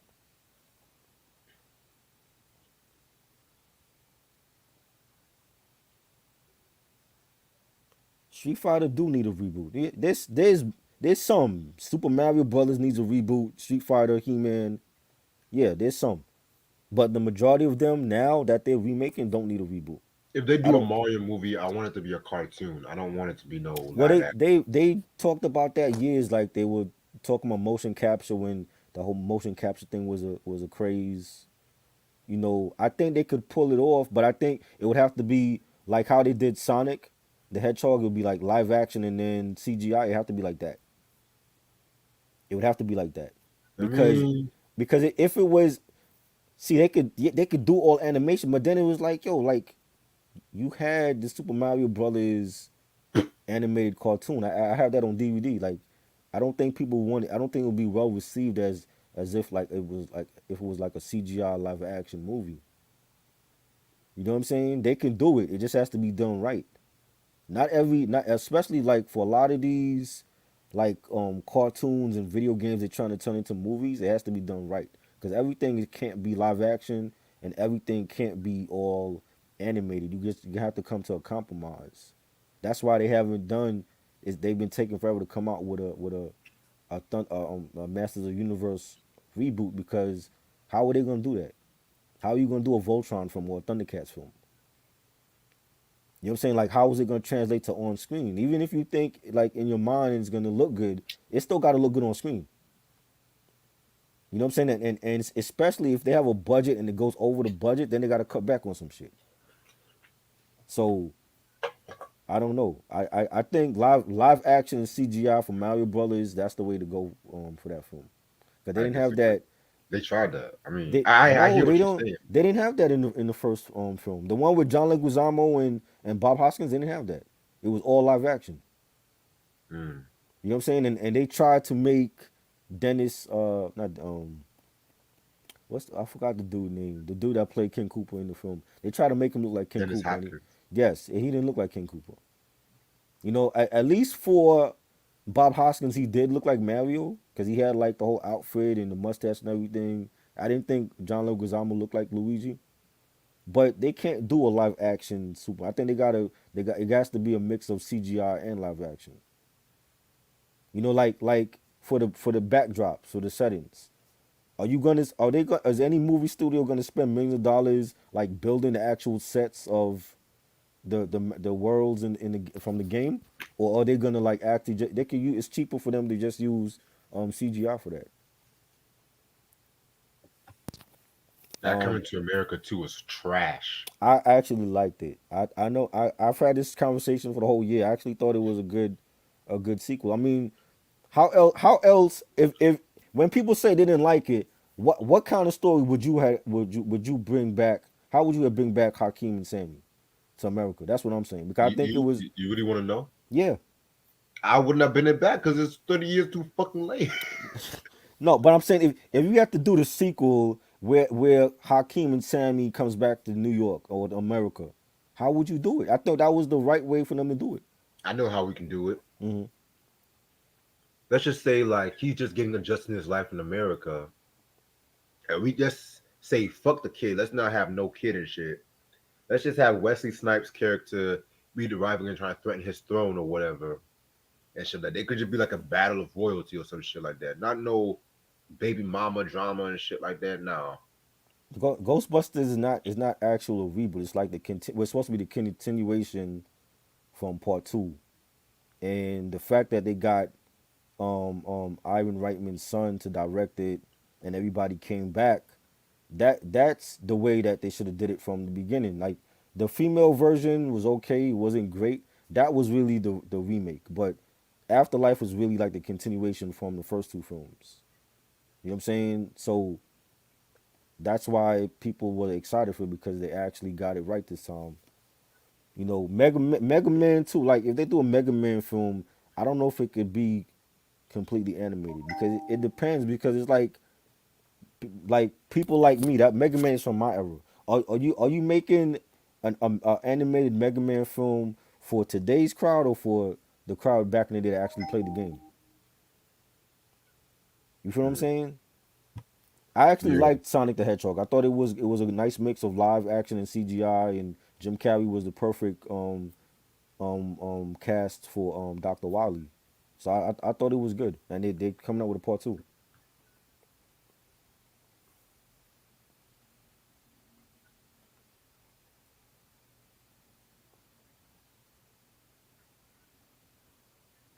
mm. Reboot the Get Down? Why? I thought the Get Down was good. Why would you want them to do that over? It shouldn't have been canceled in the first Yeah, place. it shouldn't have been canceled. you know, South Central. We just mentioned that.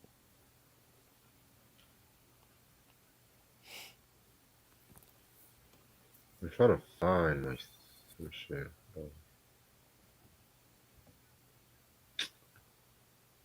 shit. Okay, I found it. Okay, bad. Okay. Oh, I forgot we got that shit on Monday. I forgot about that. What's that? I'm gonna text you again. Hold on. And next week is gonna be some heat. Just sense it. I do feel like, well, I've been saying this forever. I don't feel like, I think like after 30 years, I don't think you should make a sequel for a film. I think, I agree. you know, if you can't do it within 15 years, then just leave it alone. Because then it's like it takes away from the nostalgia of the first film. And, I think maybe that's why a lot of people didn't like Coming to America too, because it came out in a different era compared to the first one, and it didn't feel the same to a lot of people. But I mean, they brought back like everybody just about except for the Jerry Curl cat. What's the name again?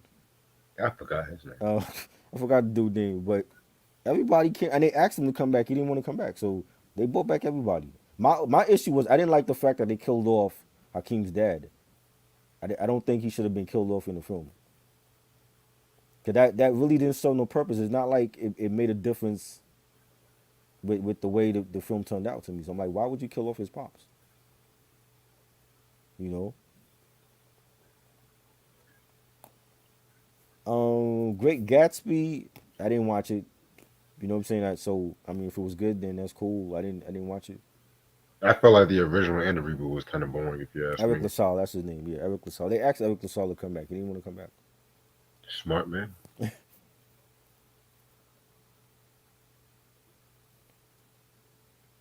You know, I didn't feel like the 2016 Ghostbusters was horrible. I actually feel like Melissa McCarthy and Leslie Jones were the funniest in that film, but it didn't there was no connection to the original films.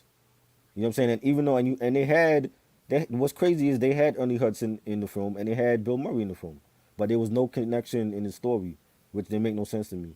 But like Afterlife is better because the actual cast, with the exception of you know Harold Ramis, rest in peace.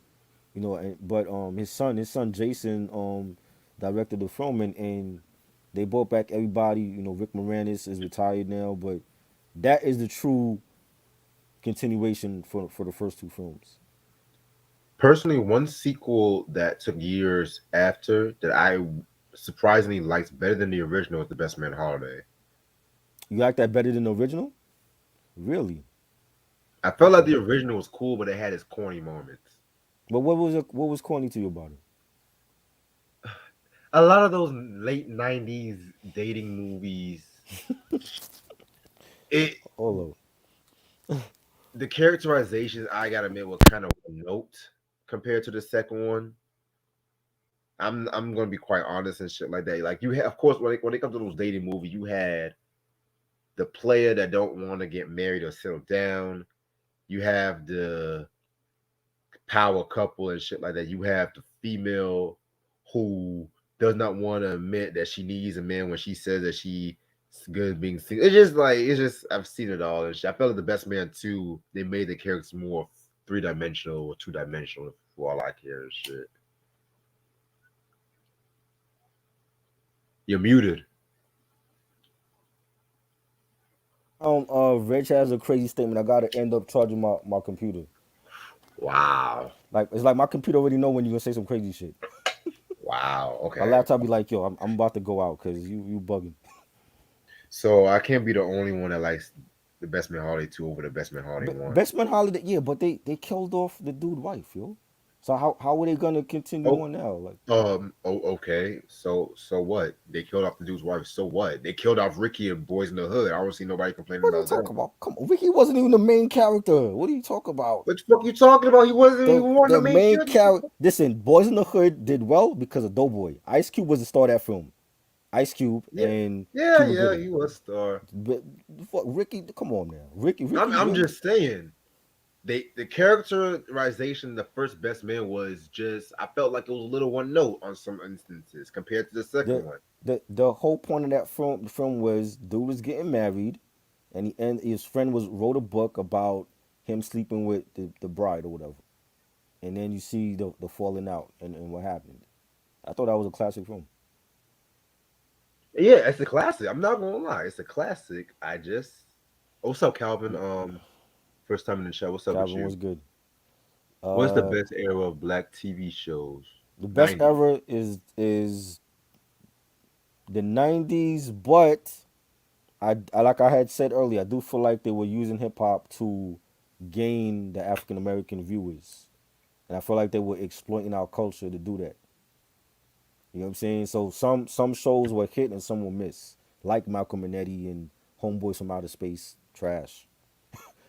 And then that whole UPN lineup at when they had girlfriends and Eve show and that they were all using hip hop to bring in their viewers. No, they were trying to use the whole black feminism to you could bring in views and shit. That too. I did not like Eve. I love Eve, but I did not like the show Eve. I felt Right. like it was one of those corny black shows that they try to get by with black stereotypes a lot. Girlfriends, I like girlfriends, but I felt like it put a bit too emphasis on the drama, and I hate when people compare girlfriends to living single. I hate that What comparison. you mean? What you mean? I don't understand the question. What are you talking about? Moonflower said, "Do you feel the same way about the whole synthwave '80s retro sounding music that's been popular for about several years?" I don't understand. Like, what do you mean? I don't understand that either. Well, that's directly for you. So I didn't like Malcolm and Eddie. I just thought like it was no chemistry to me, and you could tell because they didn't get along on set. right, Sometimes that's gonna show on screen. and Eddie Griffin, he said it the best. It's like you try to put the school of Bill Cosby with the school of Rich Pryor, Right. and the only good thing about Malcolm and Eddie was that fat motherfucker. I don't even remember. I don't He remember was a the name. really big, poetic, fat motherfucker and shit. Mm. He died in real life though. Rest in Oh peace wow. though. Yeah, but again, like there's certain reboots I could fuck with. Scarface was on them. That probably the best reboot ever. You know, The Mummy. That was a great reboot. Even Evil Dead from when was that, like 2014, 2012? The Evil Dead remake. That was great. You know, 'cause I actually enjoyed the remake more than those Evil Dead originals. But I overall though they don't always work out though. You know what I'm saying? It's like when you have a classic like Fresh Prince of Bel Air, leave it alone. They don't need to make a remake. They have the for people that never saw the show, they have the box sets on DVD and they have it on streaming. So there would be no need for them to make a remake and turn it into a drama. How the fuck is that gonna play out? So Will leaves Philly where he had drama to go to Bel Air where there's more drama.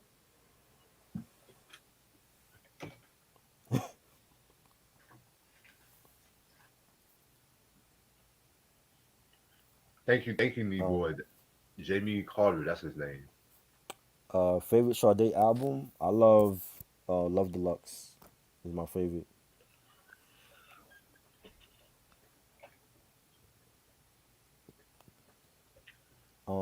Moonflower says, I mean, like how popular artists like Dua Lipa, The Weeknd, and Bruno Mars try to recreate sounds from the. Hey man, it was a great era, you know, and I think The Weeknd and Bruno Mars and Dua Lipa, they were, you know, even Anderson .Paak, they were influenced by those sounds from back in the day to their music now, and it's accessible now, you know, like if it's a dance track, you know, dance tracks or for any era. So I think they you know they cut from that cloth and that's why they're so popular. My whole thing with the whole recreating the '90s, and I get this whole thing myself. It's just like music comes in a cycle Right. and shit. Like I hate when motherfuckers say try to use the whole backpacker rappers or the backpack raps motherfuckers influence in the '90s, like Joey Badass, for instance. Like dude's a dope spitter. Yeah, but his parents grew up on that and he grew up on it. Yeah, yeah, and I get that, Hmm. but at the same time, it's just like he was influenced by that boom bap sound, but I feel like he does it with a twist. It's just like people always say, "Oh, he's just want to be '90s." He's Hmm. influenced by it, but at the same time, he adds something special. He adds that flavor towards it that makes it accessible for the hip hop masters and shit too, rather than just a motherfucker wanting to recreate a '90s by just sampling a '90s hip hop song and shit like that too. You know what I'm saying? Well then, how do you feel about Griselda? Because a lot of people say that Griselda's music give them that feel of Wu Tang Clan in the '90s. Well, yeah, I mean, with Zelda, you can tell they were definitely influenced by Wu Tangs and the boot camps and shit like that too. But I kind of feel like with Griselda, and this is one thing I will always say, at a time, a lot of New York MCs were trying to rap like they're from the South. because Mm-hmm. the success of ASAP Rocky Right. and shit like that too. I respect Griselda for trying to bring New York back to its roots and stuff too. So that's one thing I can honestly say about Griselda and shit. I don't think New York music boom bap ever left. It's just that we had a lot of our own artists like Fat Joe and Jadakiss hopping on, Southern artists albums and remixes, and 50 Cent was gone. He was off to Hollywood. Dipset had broken up. You know, D Block was D Block. You know what I'm saying? I don't think we ever left. It's just that, like you said, like music goes in cycles, and it was just that time when we started seeing the Beast Coast era MCs like Joey Badass and Action Bronson and Mayhem Loren start to come out, and they were putting out the hottest shit in the 2010s, and then you saw the Buffalo explosion with Shay Noah and with Griselda, and the upstate New York with Pounds and those cats, come out. What's his name? 38 Special. And now it's like, yeah, we got that sound back again that was popular before, but I don't think we ever left. You know, we took a little hiatus, and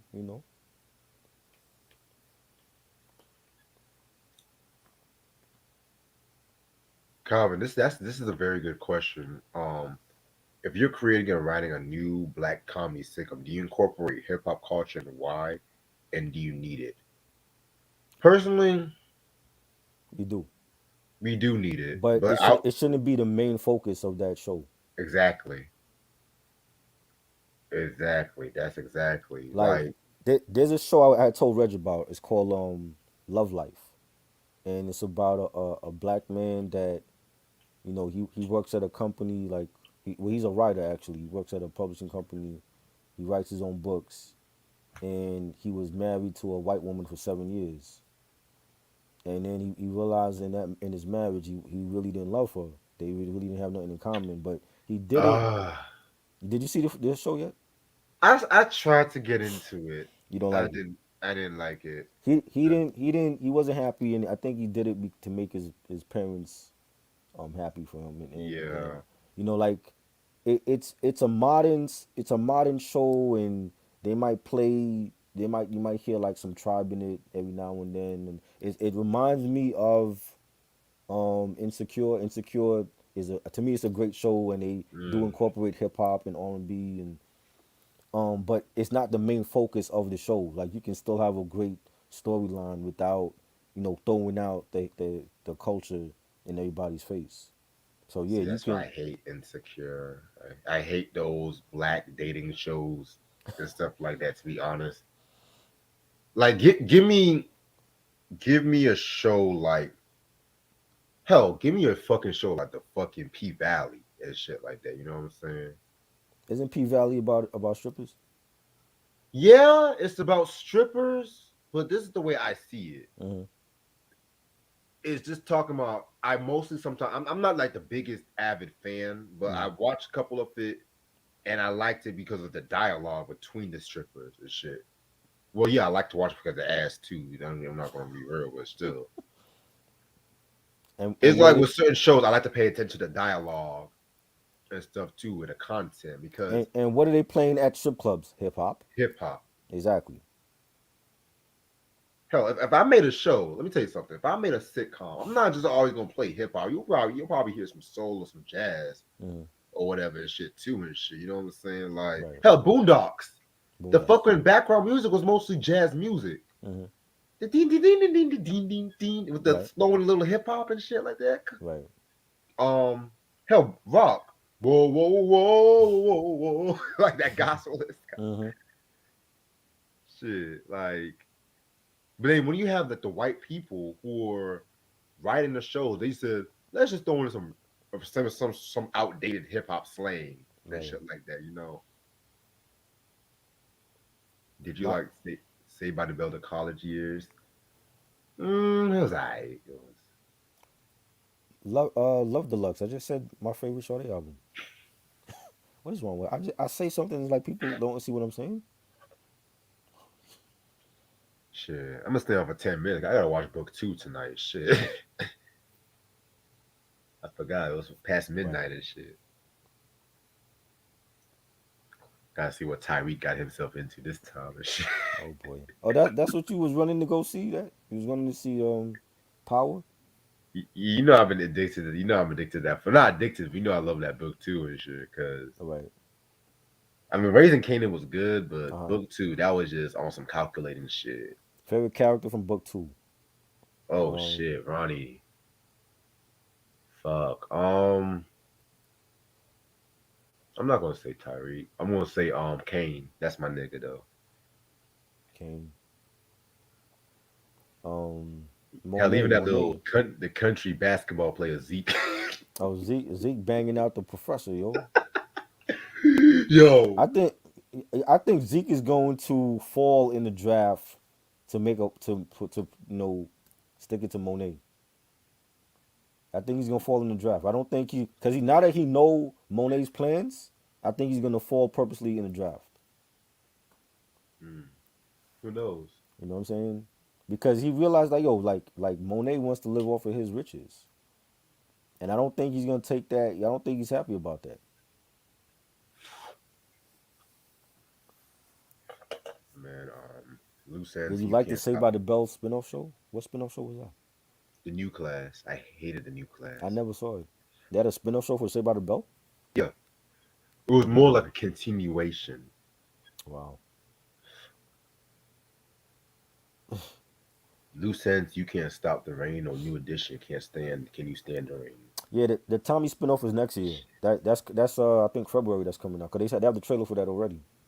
Oh really? Yes. Oh, For send that shit to me. book yeah for was it book four I think it's called. Yeah, that's the trailer. That's for February. That's coming out. So that'll be Ooh, next year, and then the last one will be Lorenz Tate character for what's his character name? Tate, Tate. Yeah, Tate Rashad will be Tate. the last one. Yeah, Rashad Tate's will be in that. He'll be like book five. That'll be like the last one. He had me rolling last episode. I'm not gonna lie. Yeah. Mm. What happened to BT? BT just White people. yeah they just like MTV like all their good programming went to the wayside. No, scratch that. Viacom was what happened to BET. Right. I don't know. I don't watch nothing on BT anymore, man. It's trash. Favorite member of the Isleys? Well, to me, it's Ron. You know, Chris Jasper. that's your favorite member. Yes, Chris Jasper. Why? because he wrote and produced some of the most introspective songs Ozzy Brothers ever done, and he never really got his just due. Oh, I mean, Ron was good too, but I pay attention to shit like that, you know. Hell, I I even like Rudolph when he does his little chants and shit. His old big ass. I mean, yeah, but magazines still played a huge part in the 2000s, and we didn't have reality shows like that yet. I mean, we had MTV The Real World and Road Rules, but we didn't have like not yet. We were just early like CBS had Survivor, so they were then Rat Race. They were getting into I hate that the shit. competition reality shows, but we didn't have like the VH1 shit. Now we didn't have that back in the 2000s. I came later on, like '06, '07. That came along. I came along. So we still had we had the internet though, and but we didn't have social media yet. Like that wasn't even around in the early 2000s. Best Hmm. producer from Nas Stillmatic. I like that question, Sam. Yes. Who was the best producer from Stillmatic to you? Hold that thought. Let me I'm see. going with Large Professor. I think he had the best songs like was Smoking and Yeah. You're the Man, Rewind. I think he had the best shit. Yeah, I'll just go with that too. You know what I mean? But Primo only had like one song on there, so I'm not going with Primo. Who did Rewind again? Large Professor. Oh, okay. Yeah. All right. Premier had one song on there, so he was the best producer with one song. That second childhood beat go hard though. I I'm love looking it. at the I love it, but for one song, dun, dun, dun, dun, dun. Come on. Dee, dee. Boom, boom, boom, boom. Bing, boom. Ooh, that sounds like some shit Snoop would ride on. I'm not gonna lie. The Beat Miners. I don't remember the Beat Miners on Stillmatic. Yeah, I don't What they? think Beat Miners one still The matter. beat, what version you got, Sam? Yeah, cause let me The hear some Beat Beat Miners. Miners and Nas though. They wasn't on there. You mean the Trackmasters? The Trackmasters was on there. That's what I Squad think surprised. the Beat Miners. I don't remember them on that album.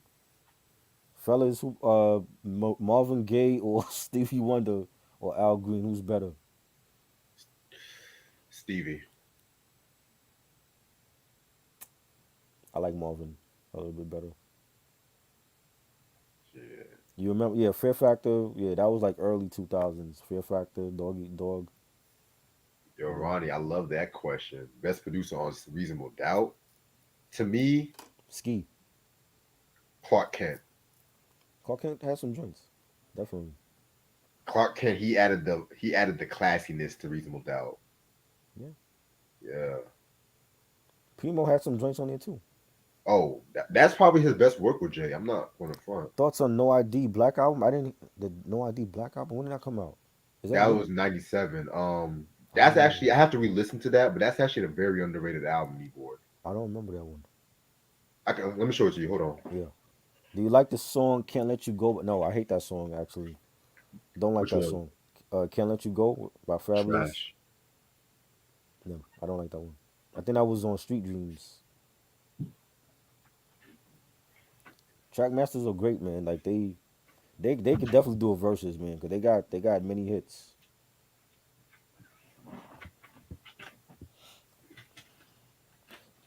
Sam, I don't remember the Beat Miners on Stillmatic, yo. What version of that album you got? I don't remember them on there. I don't think they've ever did anything for Nas. The Beat Miners.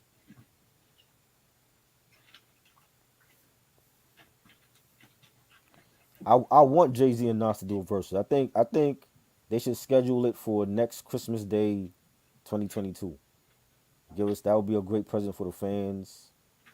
Let them do 40 against 40, not even 20 against 20. 40 joints against 40 joints. Cause they got that many joints, man. Like even the album cuts were great. You know, give us that. You got the album? No, I don't have that one. I never heard that. It's the clean version though. Oh, who's on it? Um, Common. Of course. The It's mostly him rapping, but he has Doug Infinite Hmm. and Syndicate. If you like, One Day It'll Make Sense, you'll I love this love that album for album. beat Love that wise. album. Classic album. Matter of fact, That's dope. we might talk about this probably 40 years over. Dope. I'm not gonna tell y'all when though, cause Beat Miners did Destroy and Rebuild. They did. wait, what? Hold up, man. Let me look. Hold Where's up, my hold up. Stillmatic album, man? Yeah, Where's my hold up. Stillmatic Let me album, go man? on. I don't remember that, yo. I don't remember that. Hold up.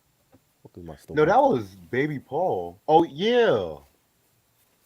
Oh wow, Baby Paul. Oh wow. He was in Beat Miners and shit. He was in the Big Miners at that time, though.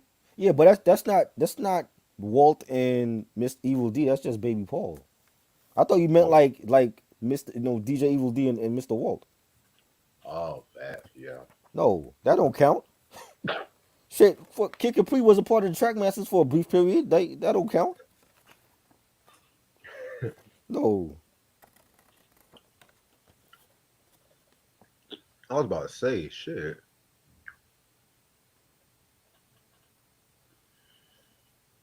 it's You not know what, even. It Marty don't Marl even really say. like. It don't even say he's part of fucking Beat Miners. It just says his own production like company or whatever. PG You know, Soul Productions. They don't even say Beat Miners. you know what Marty Marl beat I fuck with? Uh huh. It's that curiosity. Oh yes, the remix or the original joint. Oh, but Both. the remix Yeah. more. Redman killed that shit. It's that Definitely. curiosity. Oh, Definitely. Yo. great Aaron Hall, man. Yeah, like yeah, it don't count, Sam. It wasn't Beat Miners. It was just Baby Paul.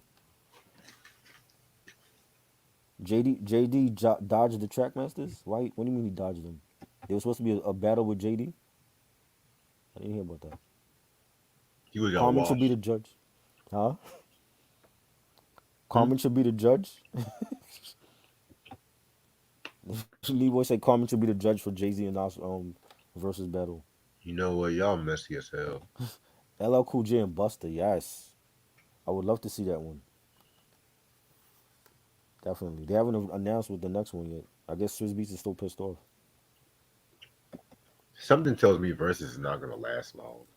It will if they do it the right way, like they've been doing, and give the fans what they want to see. Something tells me this nigga's gonna sell versus by To next year or the who? year No, after. don't do that. Cause then they're gonna put BTS against somebody. Don't do that shit. I don't want to see that. We got to keep that shit for ourselves, yo.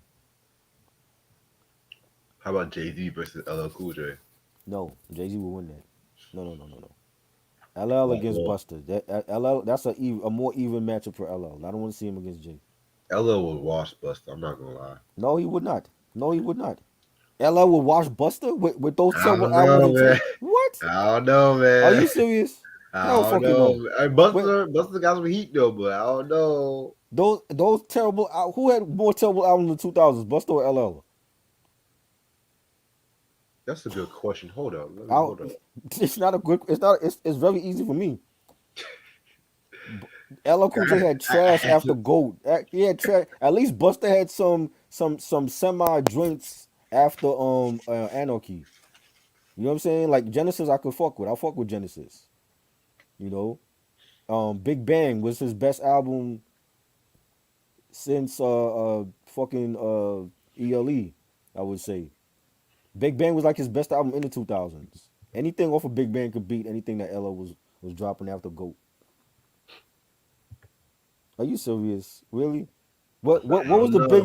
biggest song? Okay, what was the biggest song to you that LL dropped in the 2000s? Is it Headsprung? That to me is his biggest hit in the 2000s. I was in more Paradise. I don't not as big as Headsprung though. And even with that, Buster still got him with that Mariah joint. Mariah joint is an automatic win for him. Oh God. You know what I'm saying? From a shitty album. That's like the biggest hit from it ain't safe no more. You know what I mean? The T.I. and Weezy, I would love to see that matchup. Definitely, they need to do that one.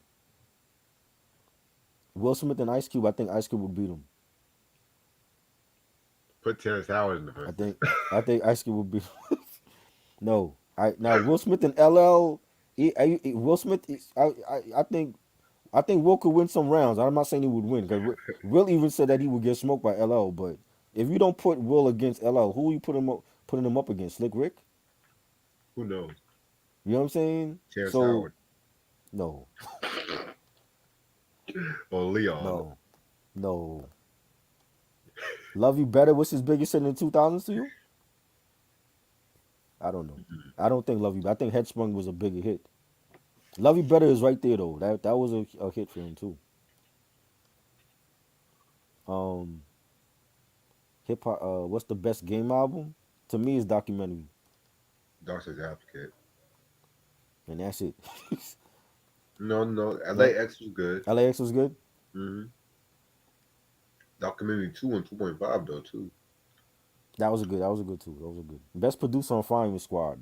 Primo was the Primo. best producer. Definitely. They sold it to Triller. Yeah, but they make as long as they making the great matchups. I mean they can sell it to whoever as long as they give us what we want to see.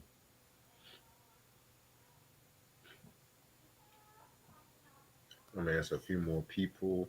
LL was Q-Tip. No, I think Q-Tip would win. Yo, Q2 we go got 92 because was decent. That was dope. No, I don't think LL would beat Q-Tip. Hell fucking no. all Tip got to play is One Love. Shit. When Tip played Vibrant Thing, what LL playing? Hey, okay, okay. You had me until the vibrant thing. What is LL? Okay, so this is just Okay, Q-Tip he's by gonna play itself. Mama Said Knock You Out, Booming Okay, System. so this is Q-Tip by itself or Q-Tip with Tribe against LL. I just thought Q-Tip in general. He can do Tribe, producer. Guest Q-Tip appearances. would beat him. He's a producer too, so he's Yeah. doing when he plays One Love. What is LL playing? Hmm. I shot you. Nope. I'm picking Tip. I think Tip is winning that. He done too many things as a producer and an MC. He has a lot of features. I'm here to make $1 out of 15. If he yo, imagine he pulls out Keith, Fat Joe, and Foxy. Yeah, yeah, But I shot you. yeah,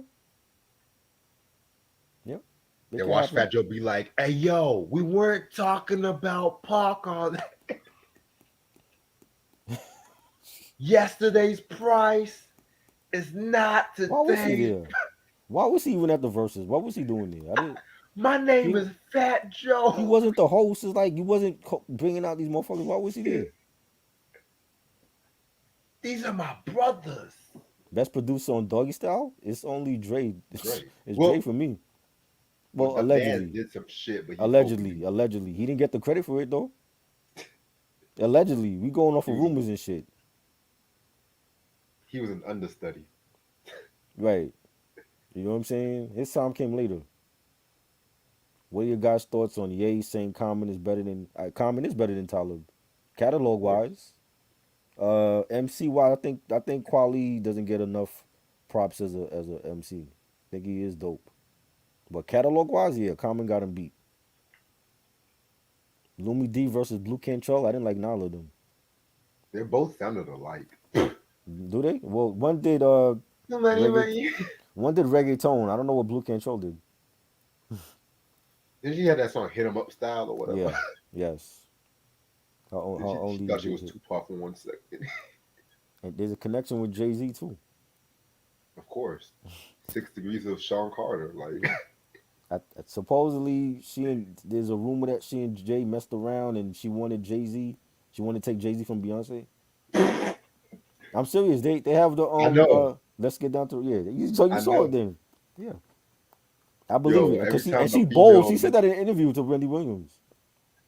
every time a female mentions Beyonce, they end up getting some weird shit Right. happening to them. No, they end up getting canceled. That's what happened to The Carters, her. Beyonce canceled her.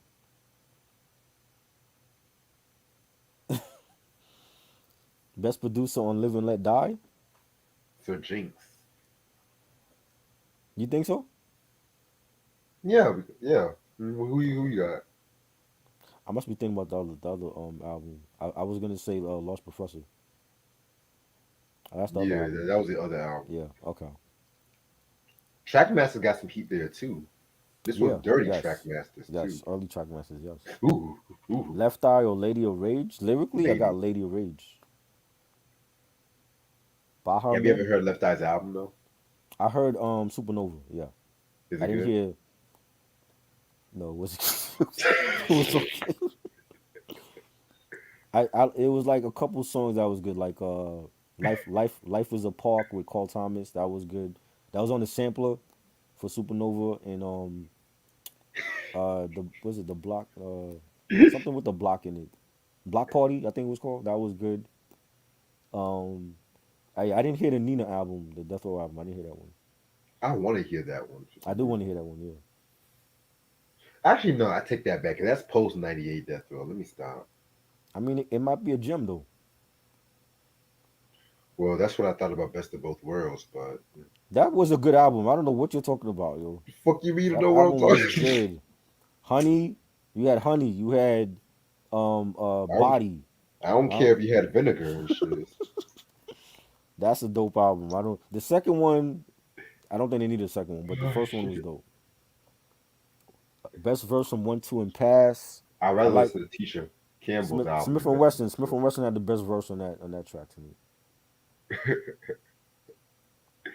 I'd rather listen to fucking Jasmine Guy's album than that one and shit. Neptunes or Trackmasters. Trackmaster. Damn, I don't. That's the verses I want to see because they both got heat.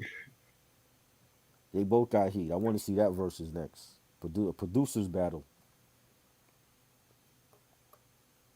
You Do know, you like the song Party and Bullshit by Biggie? Big Chips was on. I think Big Chips was on the second album. That was on the second the Unfinished Business joint. Hey, And yo, Outcast against Tribe. That was supposed to have happened last year. What happened? I think Andre. I don't know. What about That's, Andre? He don't have to. He don't have to come out with an album for verses. You can have writer's block and still perform. You know what I'm saying? I don't understand like what's going on with him. Give the fans want to see Outkast. Like, give us one last hurrah. Like, y'all ain't gotta drop no new music. You know, Goody that's Mob, nah, Goody Mob ain't got enough for Outkast. They ain't got enough. Does everybody like the smell of gasoline? The burn. Jermaine Dupri and Puff. I do want to see that. I still think Puff would lose though. I do want to see that. That should be the next one. Best producer on is Dark and Hell is Hot. I'm Dame going Grease. with I'm going with Dan Grease by a slightly over Swiss Beats.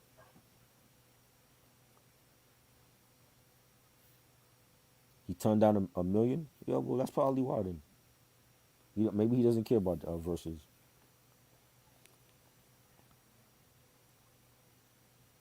Yeah, at least we can respect him for I saying don't that. I don't want to okay, if you don't get Outkast, who do you get for Tribe? I De don't La really Soul. I don't want to see them there, but they're like that's the crew. I don't want to see it has to be like a celebration of native tongues then. I don't want to see like the same collective like battling each other. That'd be like Hit Squad Okay. battling each other. Like, oh, let's have K Solo against Redman and you know what I'm saying? Okay. Well, what about Tribe Called Quest versus EPMD? They sound clashes though, I think. I mean, You know what I'm saying? shit. I think the sound will clash. I feel like, well, I feel like it'll be different. Maybe the I mean you want it different, but you don't want it too different though. True. Clips against Mob Deep. Nah, I think Clips will lose that. I think Clips is losing against Mob. They got too much shit for them. That might be a good versus. I'm not gonna front. Well, it's Clips against Havoc. I mean, basically, Tribe against Farside. Nah, they don't got enough. Farside don't got enough. They got two great albums and that's it. You know, it's hard out here. Native Tongues against Boot Camp. Even with that, I think Native Tongues got too much for them.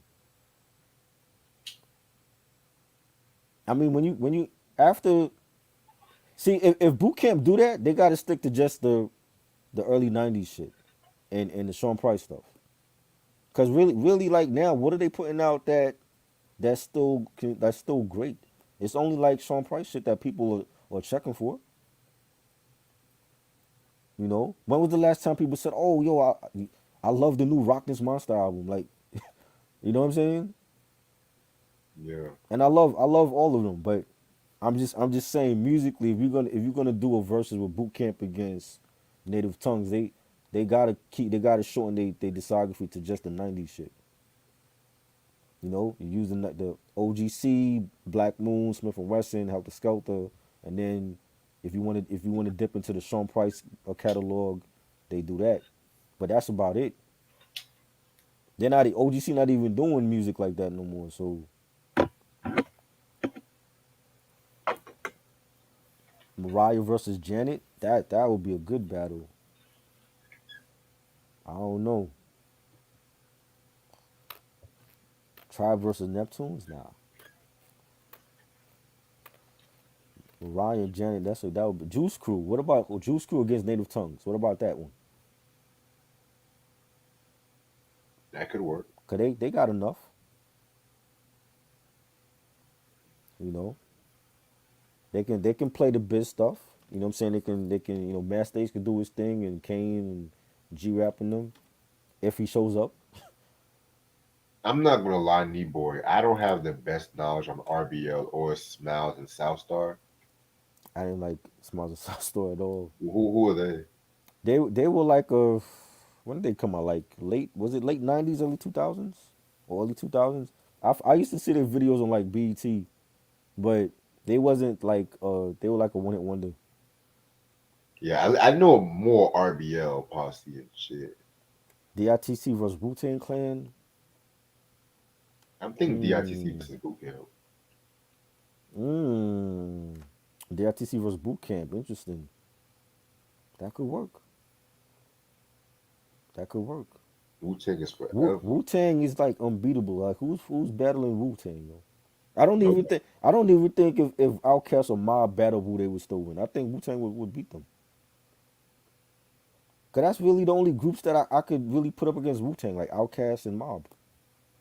right. But You yeah, I'm know? gonna call this a night and shit. I got let me not waste all my StreamYard minutes and shit.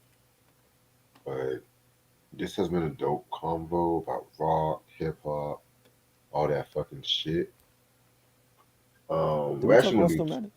huh? We ever talked about Stillmatic or no? We haven't talked about some of it. Yeah, we did. I pull out Stillmatic to just because of Sam, just to look at for the production credit on that song you was talking about. Yeah, and that's when I realized Baby Paul wasn't a boot camp. I mean, Right, boot beat miners and shit. right. Mhm. But yeah, man. So stay tuned tomorrow. We're gonna talk about the house. Tis the season to be fresh. Oh Lord. We also got a surprise video we're gonna do tomorrow as well because Ashley's gonna join us.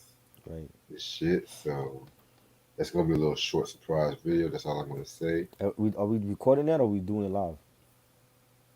Let's record that. We can Yeah, record it. we never record shit with Ashley before, right? We have. We have? But Oh, it was like a while back. okay. Yeah, cause like I said, she has to work and shit too. So I don't want to make it too long and shit. So Right. all right, yeah, I can't wait for these Will Smith reviews and shit. Mm-hmm. Especially when we talking about my favorite one, Code Red. Oh Lord. Boom, boom, shake the room. God. Boom, boom, shake the room. Hey, yo, are you ready for me yet? Warm it up, Prince. Hey, yo, are you ready for me yet? Warm it Really? up, Prince. Here I Really? go. Here I Really? Boy was going in on that track. Oh, my Lord. Boy, you gonna hate me when I talk about Code Red. Mm, Y'all gonna hate my ass. mm. Wow. But for real Mm. though, I'll see y'all later on. I hope y'all have a good night. I'm about to All right. watch some Power and shit. Dope. Peace. Peace.